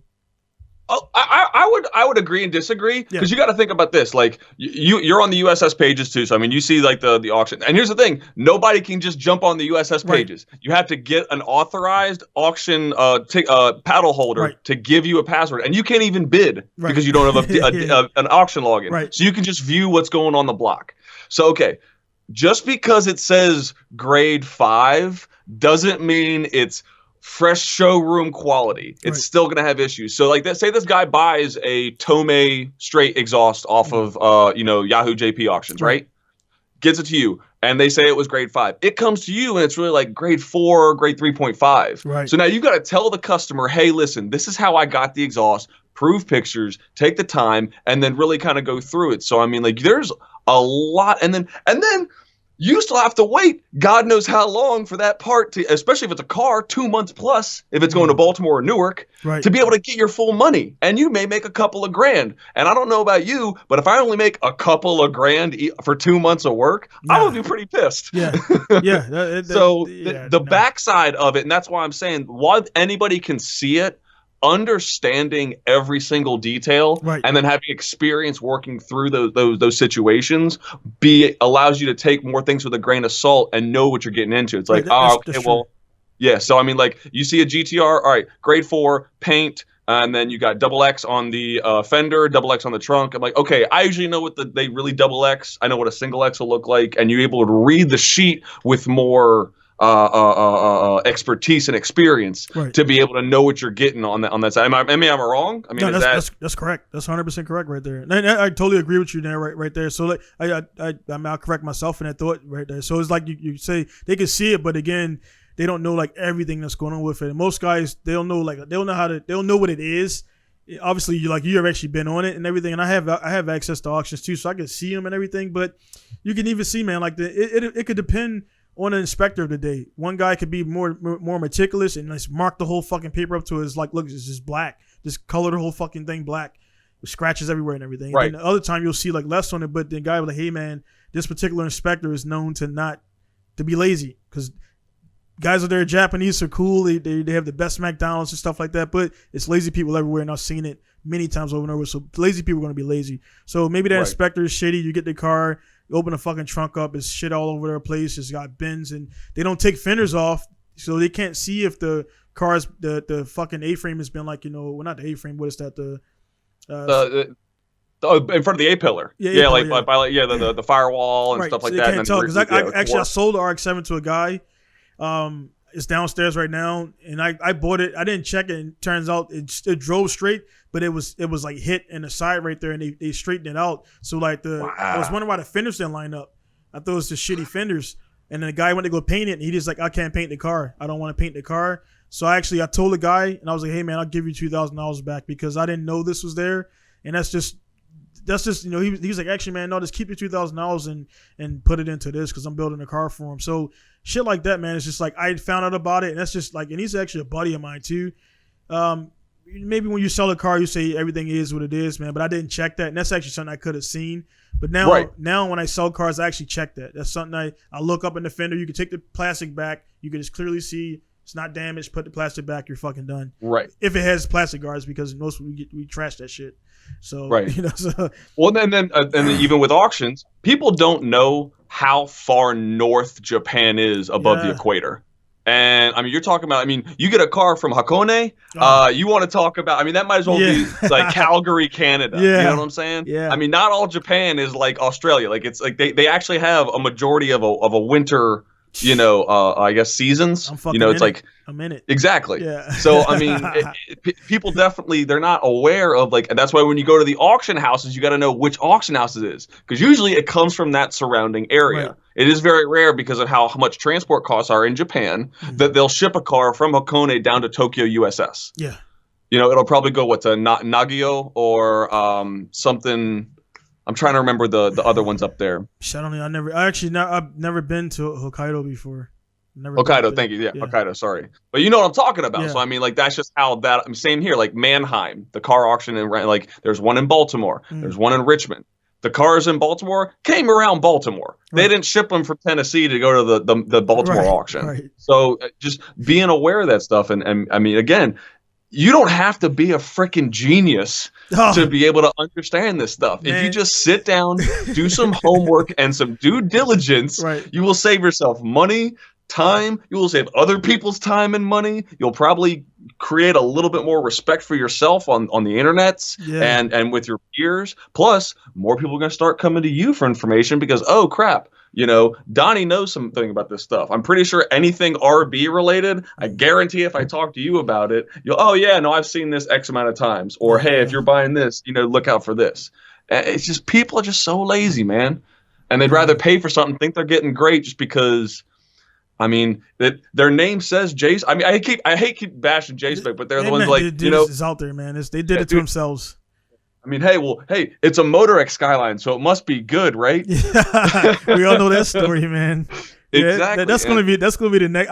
I was like, I didn't want to, because I got shit to do, man. So I shouldn't be on that page anyway. But I'm just looking for the who's gonna play who in the Netflix miniseries, because that thing is definitely, when this really blows open, I'm like, bro, it's like so many. It's kind of like the Epstein shit when I watched it the other night, and I knew of Epstein, but I knew there was maybe some young girl stuff. And I watched that documentary. I was like, holy shit, man, this dude had a fucking ring of just young chicks just like banging them left and right, and they didn't want it was just like that web when they put it out, and it was like, this girl gets that girl and that girl gets that girl, and then, so he's giving $200 to all these girls, and so it's just the thing about it, man. It's just it's all that, man. It's better to have a slow burn legit company and eventually strike it big versus make all that fucking money. Now you're facing federal prison time.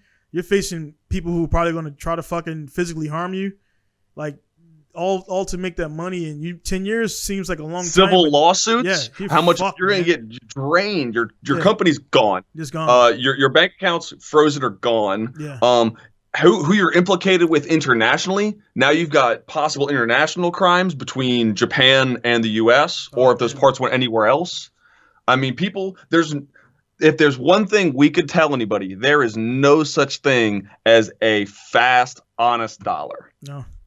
There's no such thing. If you want to make money, sacrifice your time, sacrifice knowledge, sacrifice some money, because you will not get it all back immediately. Nope. But you will be successful in life if you just do your homework, put your freaking face to the grindstone, and push on, and then it will get easier. It's just that's You look at like one thing I got when you mentioned the shipping, like I dropped out of college, man. I could like guys are there, man. Again, I'm smart at what I'm smart at, man. But I could have pushed myself, but I failed because pretty much I failed algebra 101 like 2 times or whatever, and I was like, oh, probably I'm gonna do whatever. And I played football, got was banging chicks, three chicks a day, and all this other type of stuff and everything. It was college. College was cool, yeah, man. So I had scheduled chicks in the dorm room and everything, and roommates and pledging for the thing, so he's never there. But the yeah, man, like dudes would go to like the when I was bringing up that story was the guys would say, hey, man, the cars, I'm living in Wisconsin, right? Or I'm living in somewhere in the middle of the fucking Oklahoma. And he's like, I'm like, so yeah, well, you're in Oklahoma or you're in Wisconsin, you got to go to Tacoma, which is the closest. And they're like, so how do I get over? I'm like, well, dude, you got to get a fucking rental and get over there. There's no coast because, I mean, above Wisconsin is Canada, so I don't know of any ports above that area. So it's like, dudes don't know where the fuck they at. And I'm like, if you're in the coasts, you're good. But if you're anywhere in the middle, you got to go out or down to Texas to pick up your shit, man. So as people don't know that, then like one thing, the other point I want to make, man, is like you said, just stay on it, man. Look at fucking Joe Rogan, man. I bring him up a lot because I watch the dude like daily. This whole circle, I got all those guys on a little rotation, man. The shit's funny and it's also informative. I'm like, dude, he just signed $100 million Spotify contract, and then he'll tell you your story, man. From like he couldn't even get a fucking set. At the comedy, whatever, Stump Worm or whatever he's at, or like, he's going behind these big comedians, eating shit for years. All about the comedic, comic stuff. And all those guys, I love them because I love the comic guys, the Andrew Schultz, all those guys, because they are telling you about their grind. Now they're making, they're making millions off this Netflix stuff and everything, man. But there was a time, 10 years straight, they were eating fucking ramen. And now $100 million contract on top of the riches he always have and everything. But he's pretty, he's pretty down to earth as much as he can be for the amount of money he makes. He doesn't splurge and everything. And only sometimes he'll be like, hey, Jamie, go buy that shit. And he'll be like, it's like, hey, you buy 2 of those, Jamie. And that's the only time when you realize how much fucking money he has. So yeah, Jamie, buy. He just spent like 10 grand. Yeah, Jamie, buy 5 of those. Cool, yeah. And then back to the conversation. Yeah, it's like, so that's just cool. I mean, drifting's the same way. Yeah. I mean, see, so Formula D has been 16 years now in America. Crazy, you remember when Vaughn Gittin Jr. was screwing around in Pasadena with Tony Angelo and Chris Forsberg and all the DA guys? At S13, SR20 with the Yeah, because I mean that's the thing. A lot of people don't know Vaughn Gittin Jr. is from Maryland. Yeah, so is Travis Pastrana from Maryland. All these dudes back in like the early 2000s, before like these extreme sports were like mainstream, besides like X Games. Like these guys were screwing around like in the same circles we were. Right. And I mean but now look at him. Vaughn Gittin Jr. can go wherever the hell he wants, and it's on Ford's dime. He has his own Mustang. Yeah. Like the American iconic class, you have your own one of those. Yeah, man. And like people can buy your car. Like, I mean, it's just it's surreal. But again, that happened in a span of like probably 20 years. Yeah, man. And Joe, I know Joe, he's 20, 25, almost 30 years now. Just 30 years, 30 years in the game, man. So, but look what he's in: UFC, podcasting, stand-up, all that stuff, all those different arenas. Because the thing about like with this podcast and the guys that I got a UFC fighter coming on Sunday my time.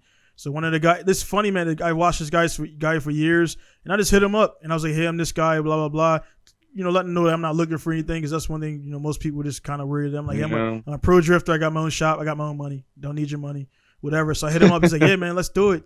And the funny thing about this guy, man, is like now I'm in Japan, and now he's like, hey, man, he's like, by the way, do you know anybody in a fight? I'm like, yeah, I fight. He's like, so now went from the podcast to now I'm helping him get over to Japan. So like this guy I watched for fucking years. Now we're just talking casually and shit. Like, hey, man, technology is fucking cool for that reason, man. But then, and also it speaks to the person, because as known as this guy is, he could be a dick, like, nah, fuck off, man. And that's one of those things where, like, I remember being in a car meets down in, Rockville with my 240, bro. And I had the worst car there, and they were like, look, what the fuck you doing here? And now, out of all those guys in that parking lot, I'm probably the only one, or maybe one or two, that run a shop now. You know what I'm saying? And absolutely. And I told guys, like, man, when you're at your lowest, man, don't be, or at the height, from lowest to highest, remember where you were, man, because like you don't treat people like shit just because you have 28 cars and only 5 of them run and shit like that. Man. So it's like because you were that guy who had one car that barely ran. Exactly. Smoke alignment. I couldn't afford alignment, so I was getting bald tires. They were pretty much bald every 2 weeks because they would just core it up. And then the guys, it got so cool that I was like kind of sponsored by these guys, so they would give me like, they would put my shit to the side, 215, 45, 17, and they know I'm coming. They know I'm coming in 2 weeks to get those fucking tires because I need it. And I didn't know at the time alignments were. Alignment in America is what? Like how much? How much does it cost? About like $90, we'll say. Alignment here is $280. $280 American dollars? Equivalent, yeah. Yeah. $280. Holy guacamole! Now, here's the other thing though. Let's definitely talk about this because I haven't been able to figure this out. JCI shotgun is just like MOT, right? So it follows the car, not the owner. It follows the car. So if I get fresh JCR shot, well, so guys that don't know, JCI is Japanese compulsory inspection. That's the American term. Shotgun is the real name for Japanese. So it's 2 years, every 2 years for anything that's a 300, 500 plate K car. The trucks like anything that's like I guess like a Land Cruisers and up. It's 100 plates, so every year they have to do shotgun. So pretty much all it is a safety inspection. Lights, no leaks, no fuel leaks, no air leaks. Your lights work, your signals work. It's easy shit, but everybody fails it because they just go there. So pretty much if I get a JCI, say a Land Cruiser, and then you come into Japan and it's already JCI, it just transfers over to you. Your name transfers, that's it. You continue on. So the military bases were double dipping, making the guys deregister a fucking car that was already, already registered. So the military has the SOFA Act and they do their thing. You know how military works. Right. They're going to do what they want to do. But it was Misawa up here where I'm at. There was Yokosuka and all the guys in the Sugi and all the army bases. Then like those guys, and they're all doing different shit. So they're making all these local guidances and local rules, and they were making these guys get a pre-inspection on base, pay for it, and then go to in town to get an actual inspection and pay for that. So these guys are paying double. But Jesus. To answer your question, man, all it is like it's less stricter than MOT. Okay. But it's more stricter than the state inspections where you get your little thing there. But I guess they run through the same thing. If it leaks profusely, you're gonna fail. So boots, it's the basic shit, man. Boots, bearings, the basic overlook of the car. It can't be like jagged edges and shit poking out of it. Right.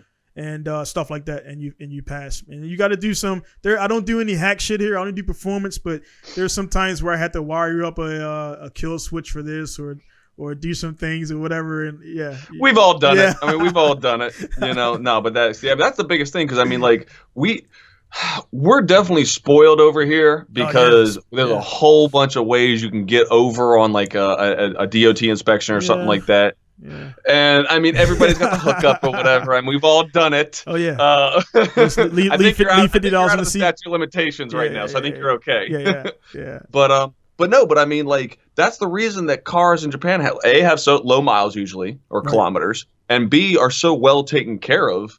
I would never want to import a car from America because good God Almighty, I mean, we've been making a lot more cars for a lot longer, and the quality of work is just so low. So I mean, that's definitely something we take for granted. Being able to, it's a 25-year-old. That's why I daily drove my GTR for 2 years. Yeah, I mean, it leaked a little bit of oil, but I never got an alignment from Japan. The car is still sitting on the same alignment that it came from Japan 2.5 years ago. So, and I threw tires on. I mean, all the thing's done is oil changes. I threw some turbos on it because one turbine wheel exited the car. Which one? The front or back one? Back. Oh, that sucks. You gotta take the fucking front one off, and that sucks. Well, I just took both. I put H gases on there. Okay. So I figure if I'm taking the turbos off, I might as well at least put something nice on because I didn't want to single it. I'd rather we need to keep this thing simple because then then there goes $20,000. Yeah. But I mean, like, you go in there. I mean, cars are generally clean, and I mean, you get what you pay for. Right. You buy a $2,000 Skyline, you're gonna get a $2,000 Skyline. But I don't know. I mean, how was your wiring about it? I'm just curious. Did you have any rat's nests? No. So that was the one thing I made sure I got a stock like a bolt-on car. Okay. Because I know once the guys start throwing computers and stuff over there, I've seen some Japanese wire jobs, and they make Oh my God! I'm not gonna be nice about it. They suck. I'm talking about shops. Yeah. Notable shops. They suck. They have this thing where it's called multi-night where they don't want to waste anything. And I get they grab whatever's closest. Yeah, math wasn't my thing, but geometry and like electronics, computer repair, all that stuff. That stuff's my shit. So they don't understand. They don't want to, like, you say you have like your radio here or whatever, and you're not supposed to tap into that for that because it says don't tap into the radio for the gauge, and you're supposed to go to the source. All that stuff out there, guys are reading manual. So you'll tap into the fucking radio for your 12-volt switch, which you're not supposed to do because it tells you not to do that. And then your gauge is here, the radio is here. So you cut what if it's 12 inches, you cut about 14 to give yourself a little bit of slack.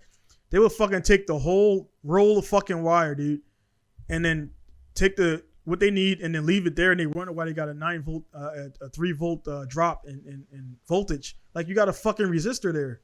You just made it. It's essentially one big resistor. It's a resistor. And I'm like, take that shit out. I had to fix a lot of that stuff, man. But Japanese, in a nutshell, guys out there who get these imported cars or whatever, exported cars, man, they're good at what they're good at, but they suck at wiring, man.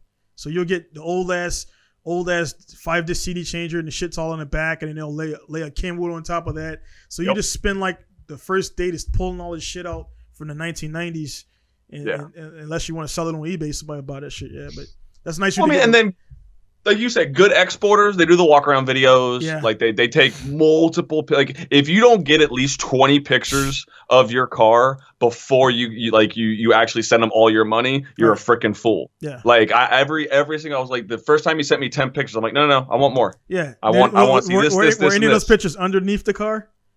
Yes. So Okay. I made them. They did a drive-through rack so they could walk underneath it and then take pictures, because that's a thing. Rust, broken stuff, aftermarket parts that are 15 years old still probably should be changed. Yeah. Like one of my just because it's aftermarket doesn't mean it's lifetime on the car. Yeah. You know. Like one of my friends, she sold me her GTST, and I fixed it up and I put a wide body on it and I sold it. But when I bought it from her, I got it under and I racked it. She had a hole in her exhaust right before the muffler. And she thought the car was straight piped because it had blast pipes on it. So air going like this, like you got the pipe here, and the air is just going up like straight up to the ground. Exactly. Yeah, it's like an open dump, but you have full exhaust.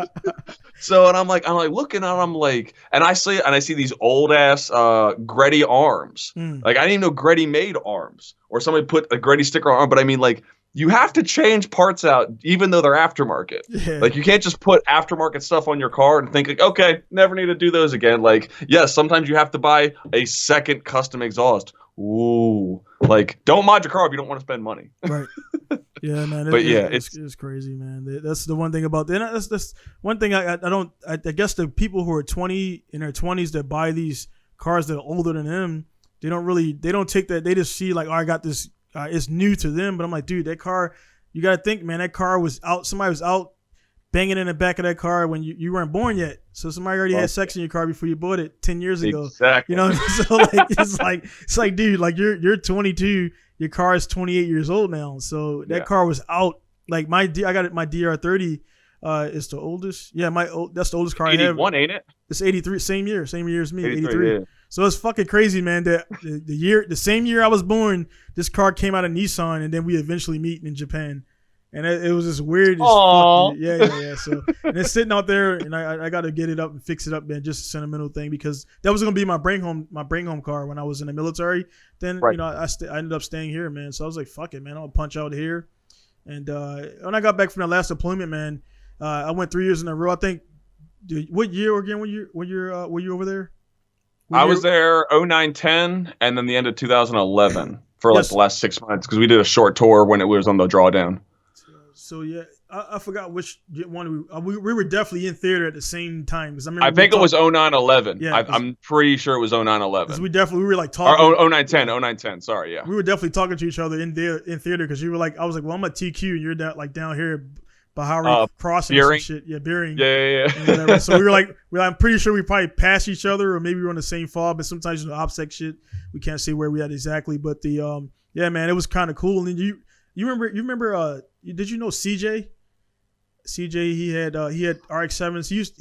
He was Air Force, but he always used to hang out at CP meets. But probably he had RX-7s, but he was over there. So it was like crazy. I had buddies, car buddies that we were all over there. And CJ, which I'm gonna have him on here. CJ is the fucking reason for all of this right here, because when I met this guy, he had an RX-8, an RX-7, and a Mustang. I'm like, what the fuck you do, man?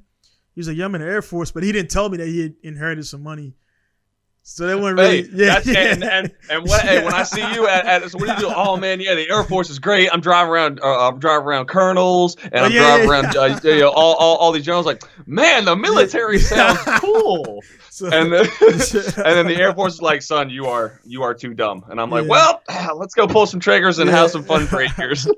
Then I fucking end up doing I was on the 1st Battalion for 3 years, so I was Air Force. But the Air Force, the way the Air Force works, man, is for the guys that don't know. Number one, our fucking MREs are the same all across the board. They're the same MREs. We don't have special MREs. I ate a lot of them. To the point where I had my favorites and shit, which was like the chicken and stuff like that. And nobody went the jalapeno fucking, that shit is the worst. And the eggs Benedict. Or the omelet. Oh, the omelet. Oh, that'd be the last. God. So when we were fucking training, it was like, don't fucking look in the boxes, take and leave. Because motherfuckers look in the box, and in that first week, digging like, through it. Yeah. So he's like, no, just put your hand on some shit and get the fuck out of here. And but yeah, man, we like it's the Air Force is the Army has this thing, the Marines have their thing, and the Navy have their thing. As far as like their thing, Air Force has no fucking identity. So like the identity is based on your AFSC or your MOS. So I was vehicle ops. Vehicle ops, when I first got there, we were already in Afghanistan like since 2003. With the Army, because Army had the gear, M915s, the MRAPs, all that shit back then, but they didn't have the personnel. So we had the personnel. Right. So we would send it. So the first year was supposed to be a test trial. Then the shit went up. That the cohesion with the Army and the Air Force units was good. So he's like, hey, keep coming back. So it's supposed to be a 1-year deal that ended up fucking going into the end of OEF and everything. So the convoy thing. So at that point we were going to fucking Iraq, getting shot at, getting blown up, dudes dying or whatever. So our attitude back at home was we didn't give a fuck about the spreadsheet as much as you should. And we would deal with medical and finance and all. I'm pretty sure Army finance is probably the same way where they fuck your shit up. That's terrible. Yeah. So they God awful. Yeah. So finance. You might get paid. Yeah. Maybe. Well, unless they pay you too much, they'll take your fucking money back. Immediately gone. Yeah. So when you get too much BAH, don't spend that shit, guys. No, they'll take the negative, and you got to be on an AER loan, and then commander plan, and I'm like, no. So that's cool that all that's just the same across the branch, across the board. But Air Force, you got the logistics guys, you got the cops, you got the CE guys, the Red Horse, and then of course you got the Tech P and SEER guys. They're in their own shit, doing their own thing. They're already doing whatever. And then you got EOD, and then everybody else kind of are like, hey Bob, what's up, Susie? I'm like, who the fuck? That's Colonel. You calling the dude fucking Bob and shit.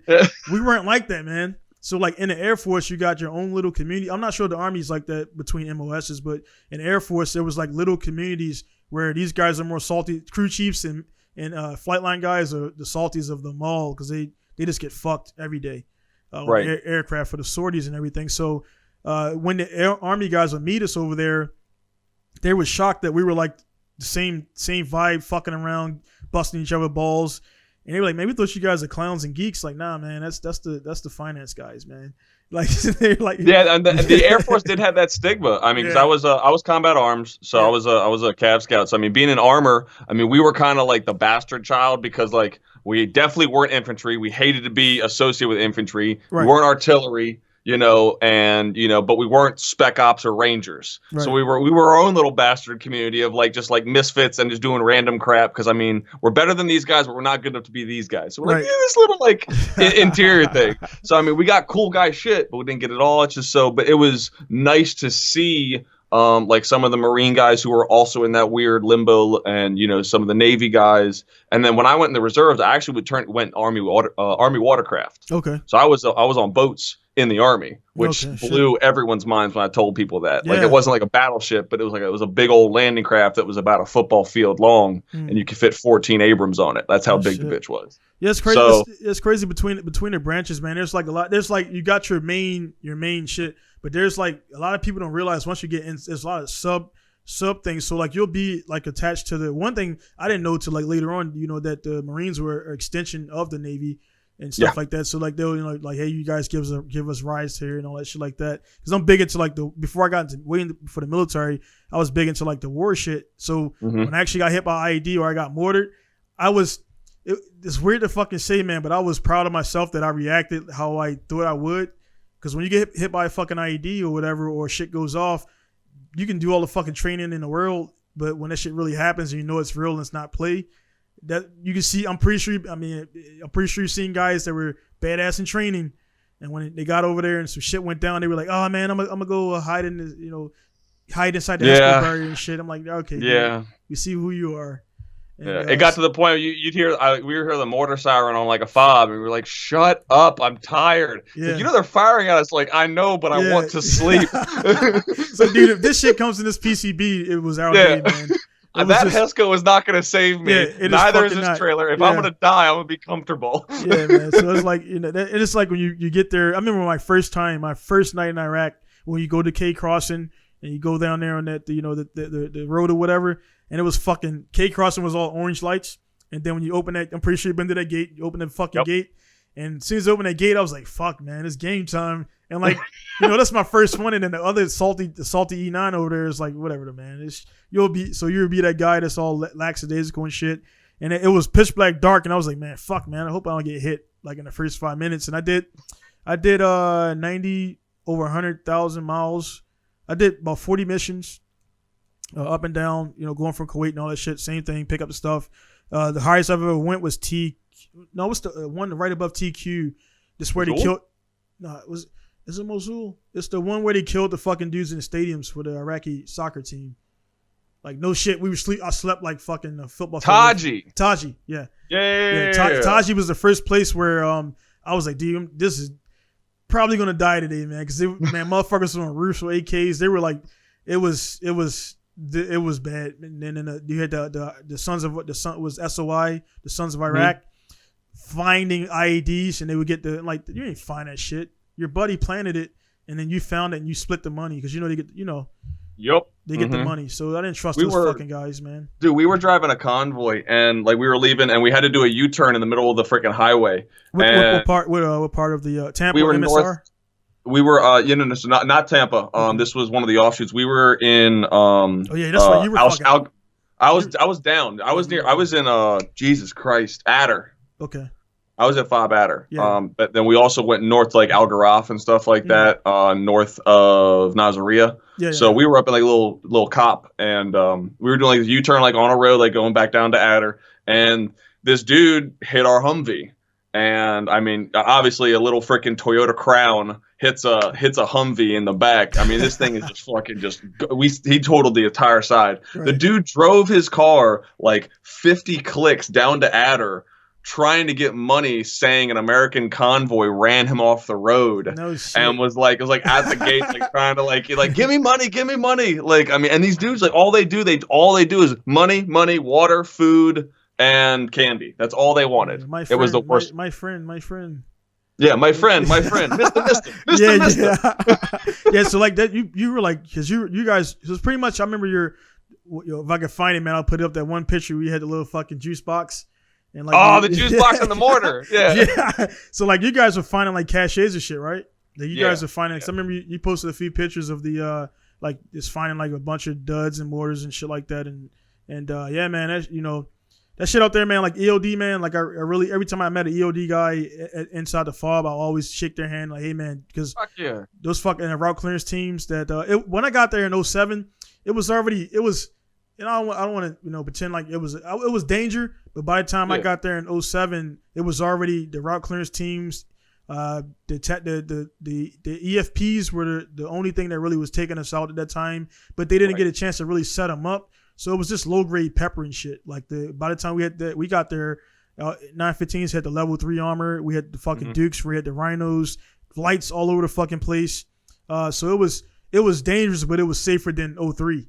Because 03 guys. Oh no, yeah, 03, 05, dudes got fucked up. Those dudes had fucking IBAs for the floor. They had sandbags. They had makeshift fucking turrets. Like they were, So one of my staff sergeants, when I was a specialist, he was talking about like when he was there in 03, he was like, yeah, we'd go down to King's Crossing with an up armored Humvee, and we'd be at King's Crossing. They'd make them take the armor off the Humvee when they're going to Iraq, so they could go put it on another Humvee that's coming into Iraq. Shit. Almost like interchangeable armor on these soft sides, and all it is like just 1-inch plate. That's all it was, and they just pretty much made racks to stick it to like the the hoops, right, to the main hoops, and they just stuck it to the hoops. So you had like pretty much two locking like big fucking walls on the side of your truck. Yeah, it was some of the stuff he told me was just insane. But yeah, I mean 0910 wasn't too bad, but I mean like we were very fortunate. Out of our whole battalion, we only lost one guy. Oh, shit. So that was definitely great. I mean, we all saw our fair share of stuff, but it was nice to, I mean, it was, I mean, we named a gym after him when we came back. I mean, it was, his family definitely got the recognition he deserved. So it sucks. But I mean, I lost like 3 of my buddies from basic training, and then I don't mean to be down about it, but I don't know about you, but the shittiest part is I've lost more guys to like suicide or substance abuse than freaking combat, and that's always going to be the biggest bane of our existence, is seeing guys break down. That's why, I mean, taking this thing full circle, I mean, seeing another veteran who's continued that momentum to like continue to achieve greatness in their life is empowering.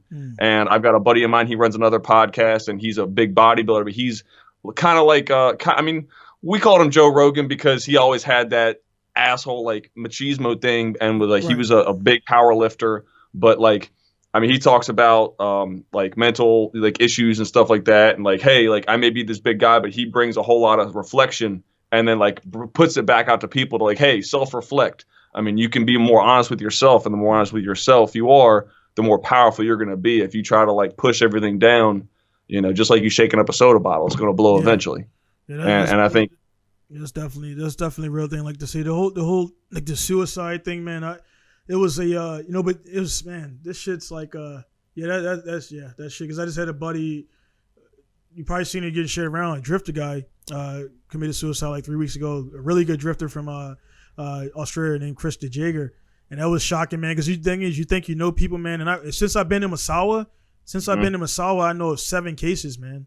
7. That's crazy, dude. 7 people committed suicide in Masawa inside of 11 years, man. That seems like that's too many people, man.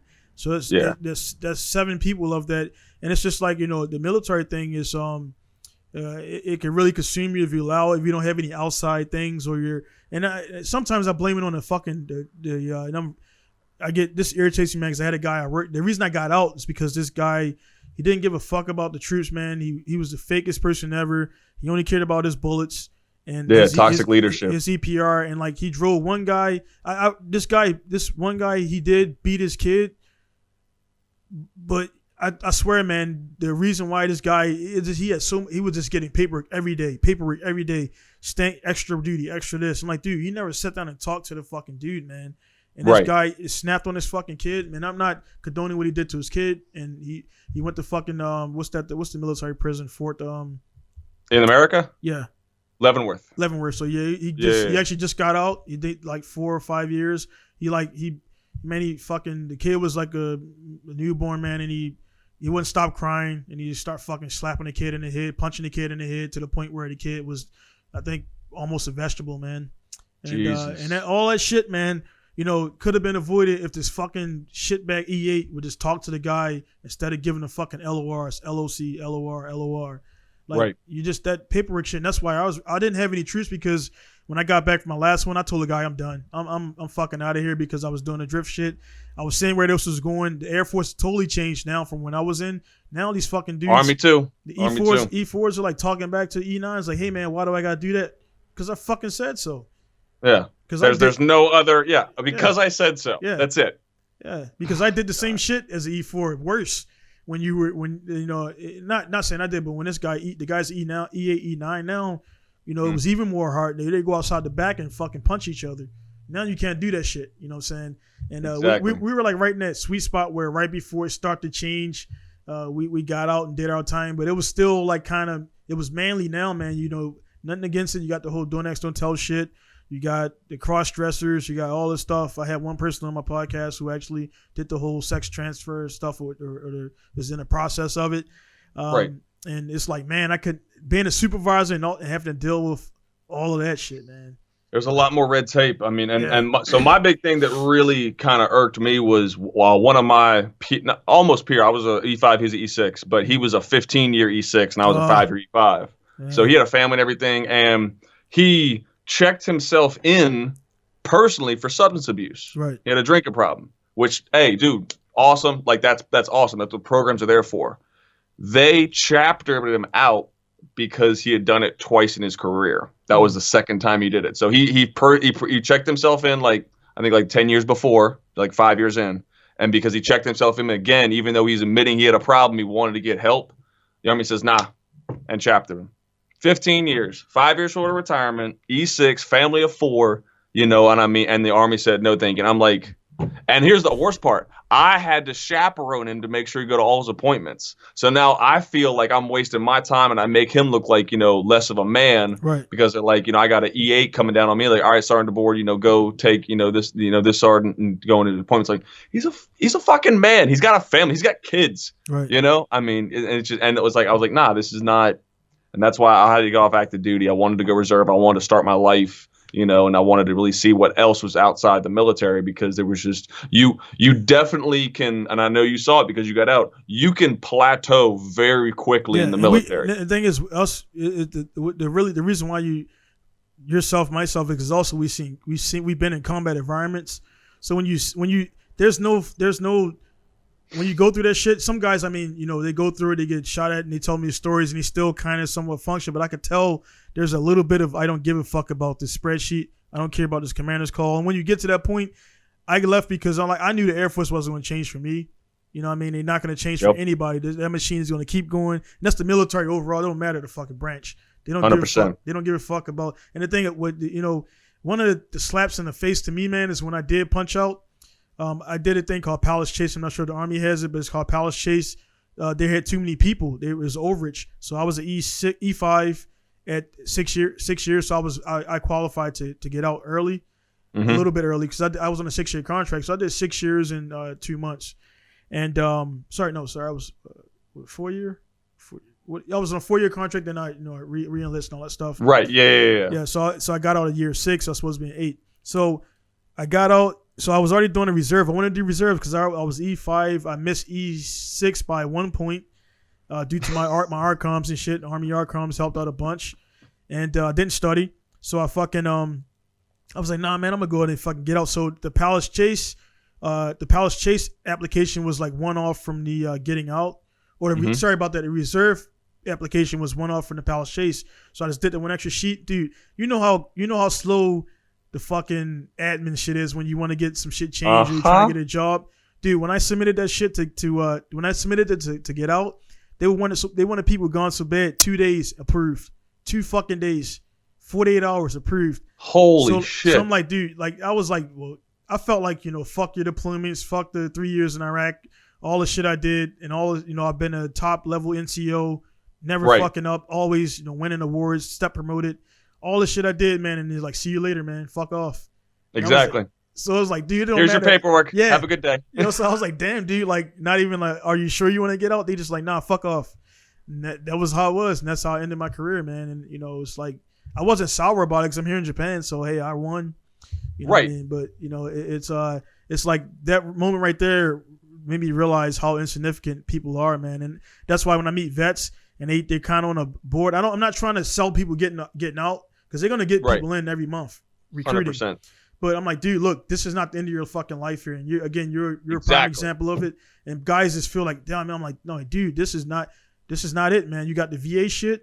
You got the other stuff. You got all this stuff. If you get out honorably, you got all these different things. So I tell guys, hey, man, start your resume. I started my resume 5 months before I got out. So I already had a job before I got out.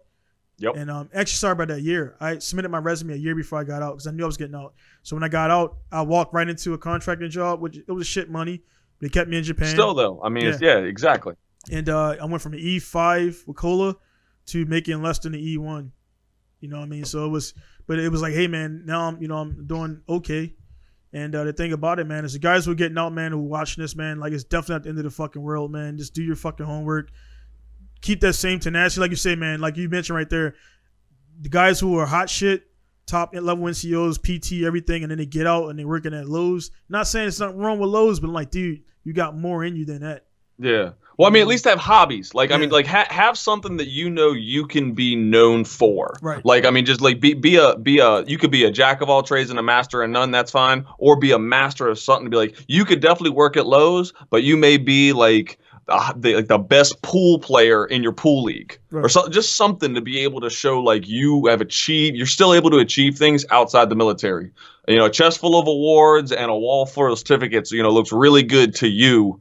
Because you're the only one that's going to see that shit when you're at the house. And at the end of the day, I have a book that's probably buried under a whole bunch of crap I haven't looked under in 5 years, full of all the awards and BS. And I did this, and you know my NCOERs. But you have to have like just something, maybe a couple things, but at least one thing to keep you going. Or, I mean, you fall down that spiral. And I mean, you know, unfortunately. And the other thing is, any of the other veterans who are watching this, make sure to check in on your buddies every once in a while. I know we all say it, and I mean, but hey, every year, every 6 months, just message somebody. I mean, you never know, because we all went through this shit when we were the Army, Air Force, Marines. You know, even Coast Guard. We'll bring you in for this one too.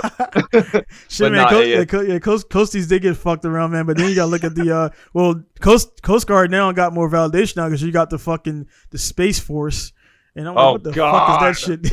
It's like that. Oh, God. Yeah, so like I don't even know what to think about that right now. I still have no opinion, because I don't even want to take it seriously. Like, that's how much I'm not even paying it any mind. I mean, I think they said it was real. It was a real deal, though. It is 100% a real thing. No shit. Like, there's Space Force uniforms. There's like the space U.S. Space Force is the tab.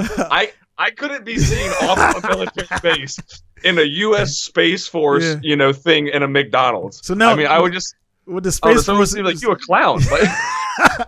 Yeah, like, man, it's like, actually you're gonna pay extra for this meal just because. Like, exactly.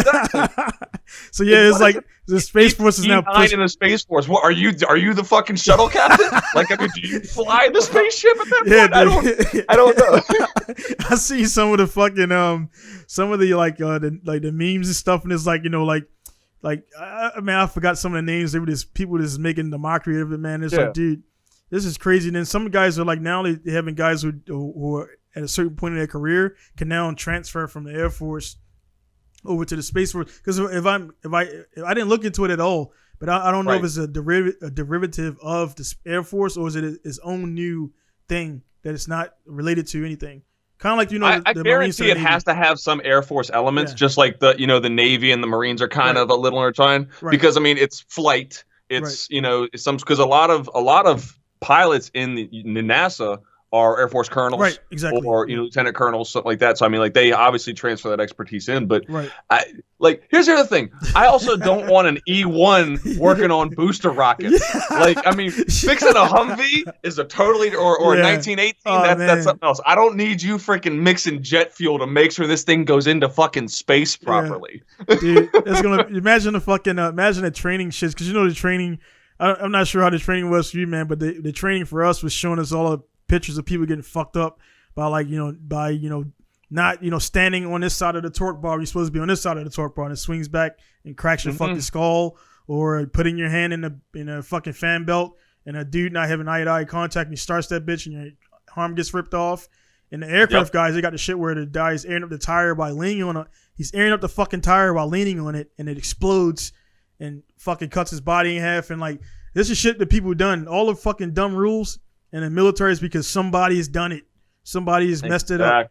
You know what I mean? So this is also in the military, cleaning your weapon in a sandstorm. Like, I don't get that one.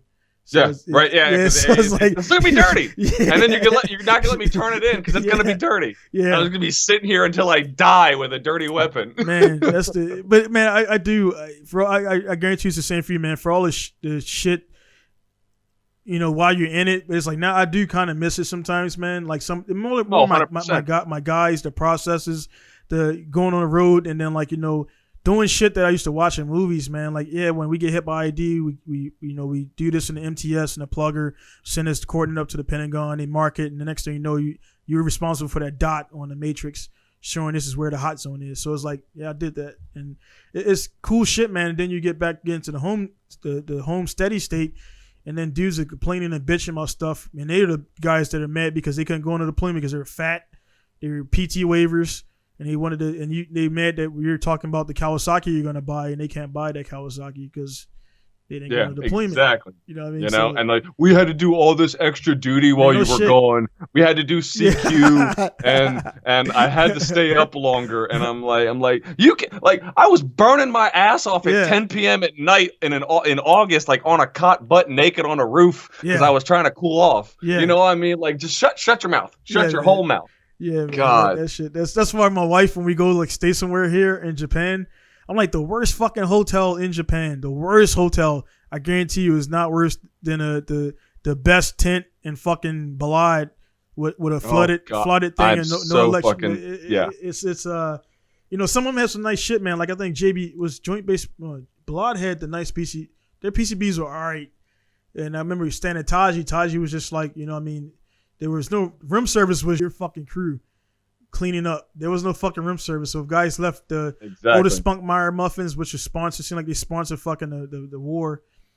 And green bean coffee. Yeah, dude, it's like the honey. I don't know if you guys had the honey buns or the honey buns Gatorade and Otis Spunkmeyer muffins. Like rip it. Yeah, oh dude, rip. Yeah, little cans of crack.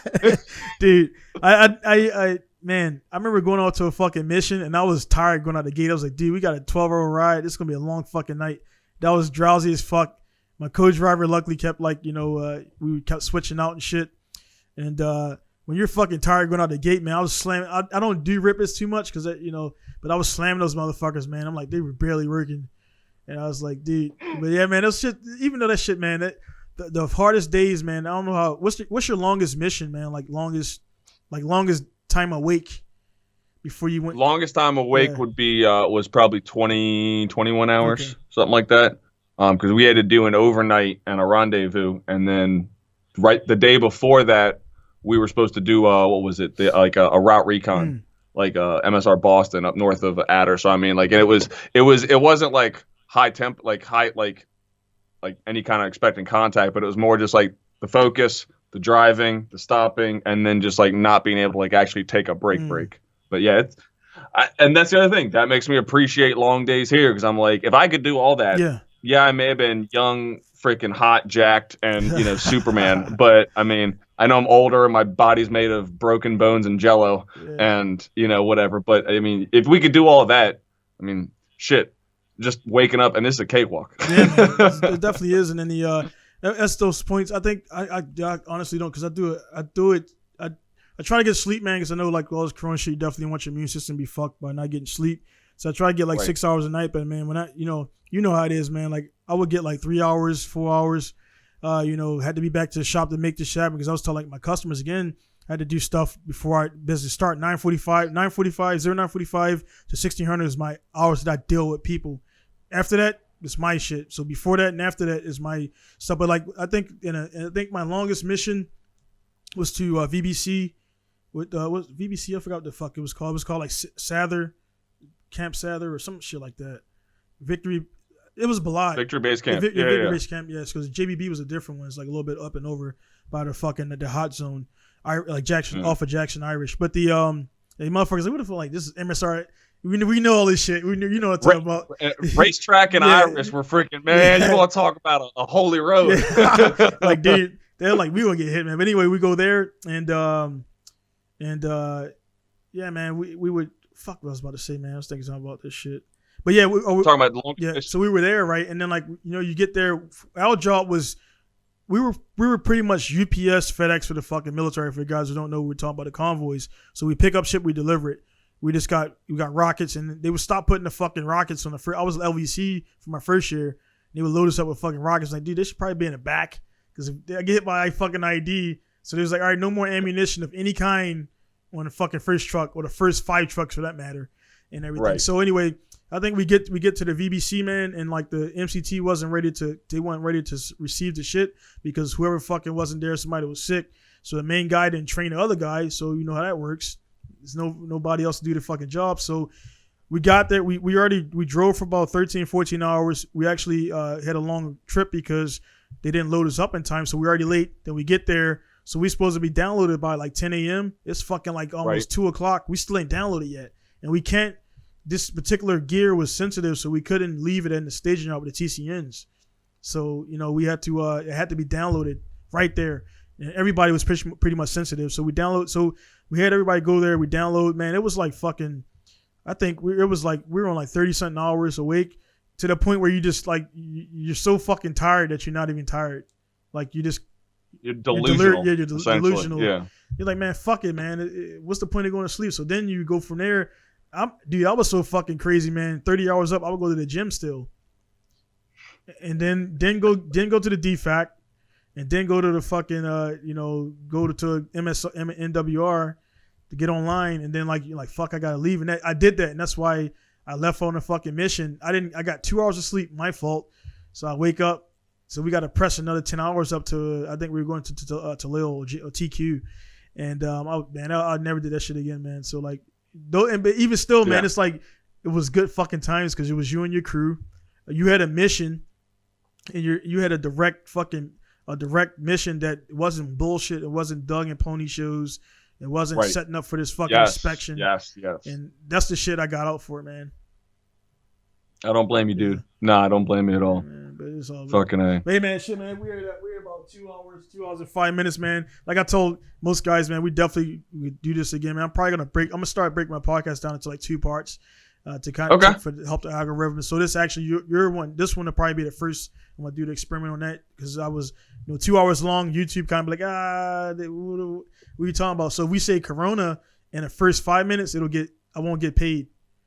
So that's why. Really? Yeah, dude, this fucking technology shit. So I did one video and I put a bottle of Corona and I put Corona in the title. Instantly, fucking not eligible at all. Not even for a partial payment. Holy crap! So if you say any fucking thing about Corona, or like you're giving advice in the first 5 to 10 minutes, they'll limit your cash, or they'll just straight up make it ineligible. Yeah. Because YouTube, I don't care what you do with coronavirus. Just live your life. No, we are not giving anything. We just want to talk about cars, military, and cool guy shit. I swear to God, please give him all of his money. Man, it's cool, man. With the whole, that's why I started the podcast, man. Because my channel, I don't know if you realize, it was dormant for like 2 years because I was in a dispute with GT channel, which you probably seen that shit. Well, not a dispute, but read the fucking contract, guys. I didn't read the contract, and when I went back and read it, they were actually in the right. But I didn't like the contract, but I already fucking signed it. So anyway, GT channel were making, MCM was taking the money, and it wasn't promoting me. So I was like, I want out, and the guy's like, well, you can't get out for 2 years. So I was like, okay, well, I'm gonna make videos for 2 years and shit. So that's what I did. I didn't make a single fucking video, and then I'm like, all right, cool, I'm ready to leave, man. So he's like, all right, cool, man. You sure you don't want to stay? Say, no, I'm good. So I got the fuck out of there. So guys are there. I mean, if you watch this far in, man, if you're going to do a YouTube channel, stay away from MCMs. MCMs, which are multi-channel networks, they fucking suck, man. And people will try to play them up. They suck. Pretty much do your own shit. You're your own person. You make your own money. It's all you, 100%. You don't pay anything. Build your brand. Your own brand, man. So you don't got to go on somebody else's shit. Say if a monster pick you up or whatever, the monster got their own things, you can still build your own brand, but you can't build your own brand if you're under monster, because you can't change their fucking logo to pink, I don't believe. You gotta be green and black. You are monster at that point. You are monster. You're just like, I am Mako Tools. But it's just something we do. But nah, like I said in the beginning, I'm definitely down to build a swag bag for your guys so you can do a giveaway. And then we're also gonna talk more offline about getting some tools in there for you. And then working some sort of a deal, obviously, with that. But I still have, you remember the windshield banner you sent me like 2 years ago? Yeah. The Pinku style. I didn't put on the RX-7 because I was running a US Drift banner. I still have that thing in the back room ready to go on the G35 because it's pink. Yeah. So I'm super pumped for that. But did you get the first wave one that is kind of like because the second ones I made were more slimmer. I'm talking about the it was like probably 8 inches. Yeah, you got. It's like a placard banner, from a sponsor championship series. Yeah, that was the first one I made. The second ones I made, I took some of that black area away and made it because the guy was like, "Yeah, it looks cool. It looks cool, but I can't see shit." Like, I mean, I'll be going sideways, and I don't really care what's on the windshield. But I mean, I could definitely see on a streetcar. It's like a freaking tint shade. Yeah. But yeah, man, that's cool as shit, man. I just found the last one I got to order some more, man. But yeah, man, we'll definitely we'll talk offline here in a second and get the stuff, and then I'll put all the stuff in there. But again, man, it's been a pleasure to talk to you. And like you said, one thing, to wrap it up on that, the vet guys out there, I actually, because you said that, I'm gonna do a post probably like right after this, just to all call, man. Cause I did one like 2 years ago, and it's like you realize how many fucking military people are on your list, and it grows as your friends list grows, and you don't even know the military. Yeah. So I mean, you never know somebody's background. So I mean, just be in contact. Yeah, like, hey man, everybody's a battle buddy, regardless of the uniform you wore, and just make sure you watch out for everybody. You're still in charge of your brother and sister. Yeah, no dog is it, man. Because even it don't matter the branch, man. Like we're still. For the amount of fucking motherfuckers and basic and nuts to butts and all that stuff, you think is a lot of people. We're still a minority compared to those who don't join or I was going to join, but those guys or no, that's right. cute. Yeah. Sure, buddy. Sure, buddy. Yeah, hey, man. Well, Donnie, hey, thanks again for having me. Yeah, I had so much fun. I mean, we definitely need to do this again. I'm looking forward to it. And to all the Pinku Style fans, thank you guys so much for viewing, and I'm looking forward to the next episode. Awesome. Thanks, brother. We'll get out of here, man. So again, it's going to be Chris signing out. You're currently in Rockville? My route's in Rockville, Maryland. I live in Hanover, Maryland, just south of Baltimore. So I just actually people don't know where you're coming. So Hanover, Maryland right now. I'm in Masao, Japan, originally from Baltimore City. So we've been closely related more than we know, man. And to link up like this, man, this is awesome. Military car stuff and everything out there, man. So guys out there, man, build those connections out there, network like we did, like you see us guys doing here. We're talking about all things, processes. Also, it's just therapeutic, man. So definitely, the guys out there, just a message to you guys, man. I kind of stay in my own mind with the whole, I got my PTSD shit. Not like trying to be a bleeding heart, but it's definitely there. I see boxes and I still look at them. I see bridges. I still scan the top. You won't. That shit will never leave you. But manage it, man. Use it to your advantage and things out there. And if you guys out there, you're veterans, get your fucking VA shit right now while this administration's in. Because after they leave, bro, I got my shit in 6 months from starting to finish. So guys, do your VA stuff right now because the next administration might not care as much about it. So get your VA shit done. Get that submitted. If you got any questions, hit me up, hit Chris up. And get that. Absolutely. I'm open channel too. I'm 80% disability right away. Same here. I didn't do any acting. I went in there, did my shit, and got out, man. So get your stuff. That money, you'll forget about it. Actually, if you're making some amount of money, but like I'll just check my bank and like fuck, I got $2,000 or whatever, and that helps, man. Especially during these times. So do that stuff out there, guys. You got questions, do that. Send your questions to podcast@pinkustyle.com. All of Chris's links, I'll put those down at the bottom so you can check out his company and his social media, things like that, and get stuff done, man. So thank you guys for tuning in. Have a nice day. Be safe. Don't be scared, but be safe. And I'll see you guys later. So it's going to be Donnie signing out, Chris signing out from Hanover. See you guys later. Peace. Later, guys.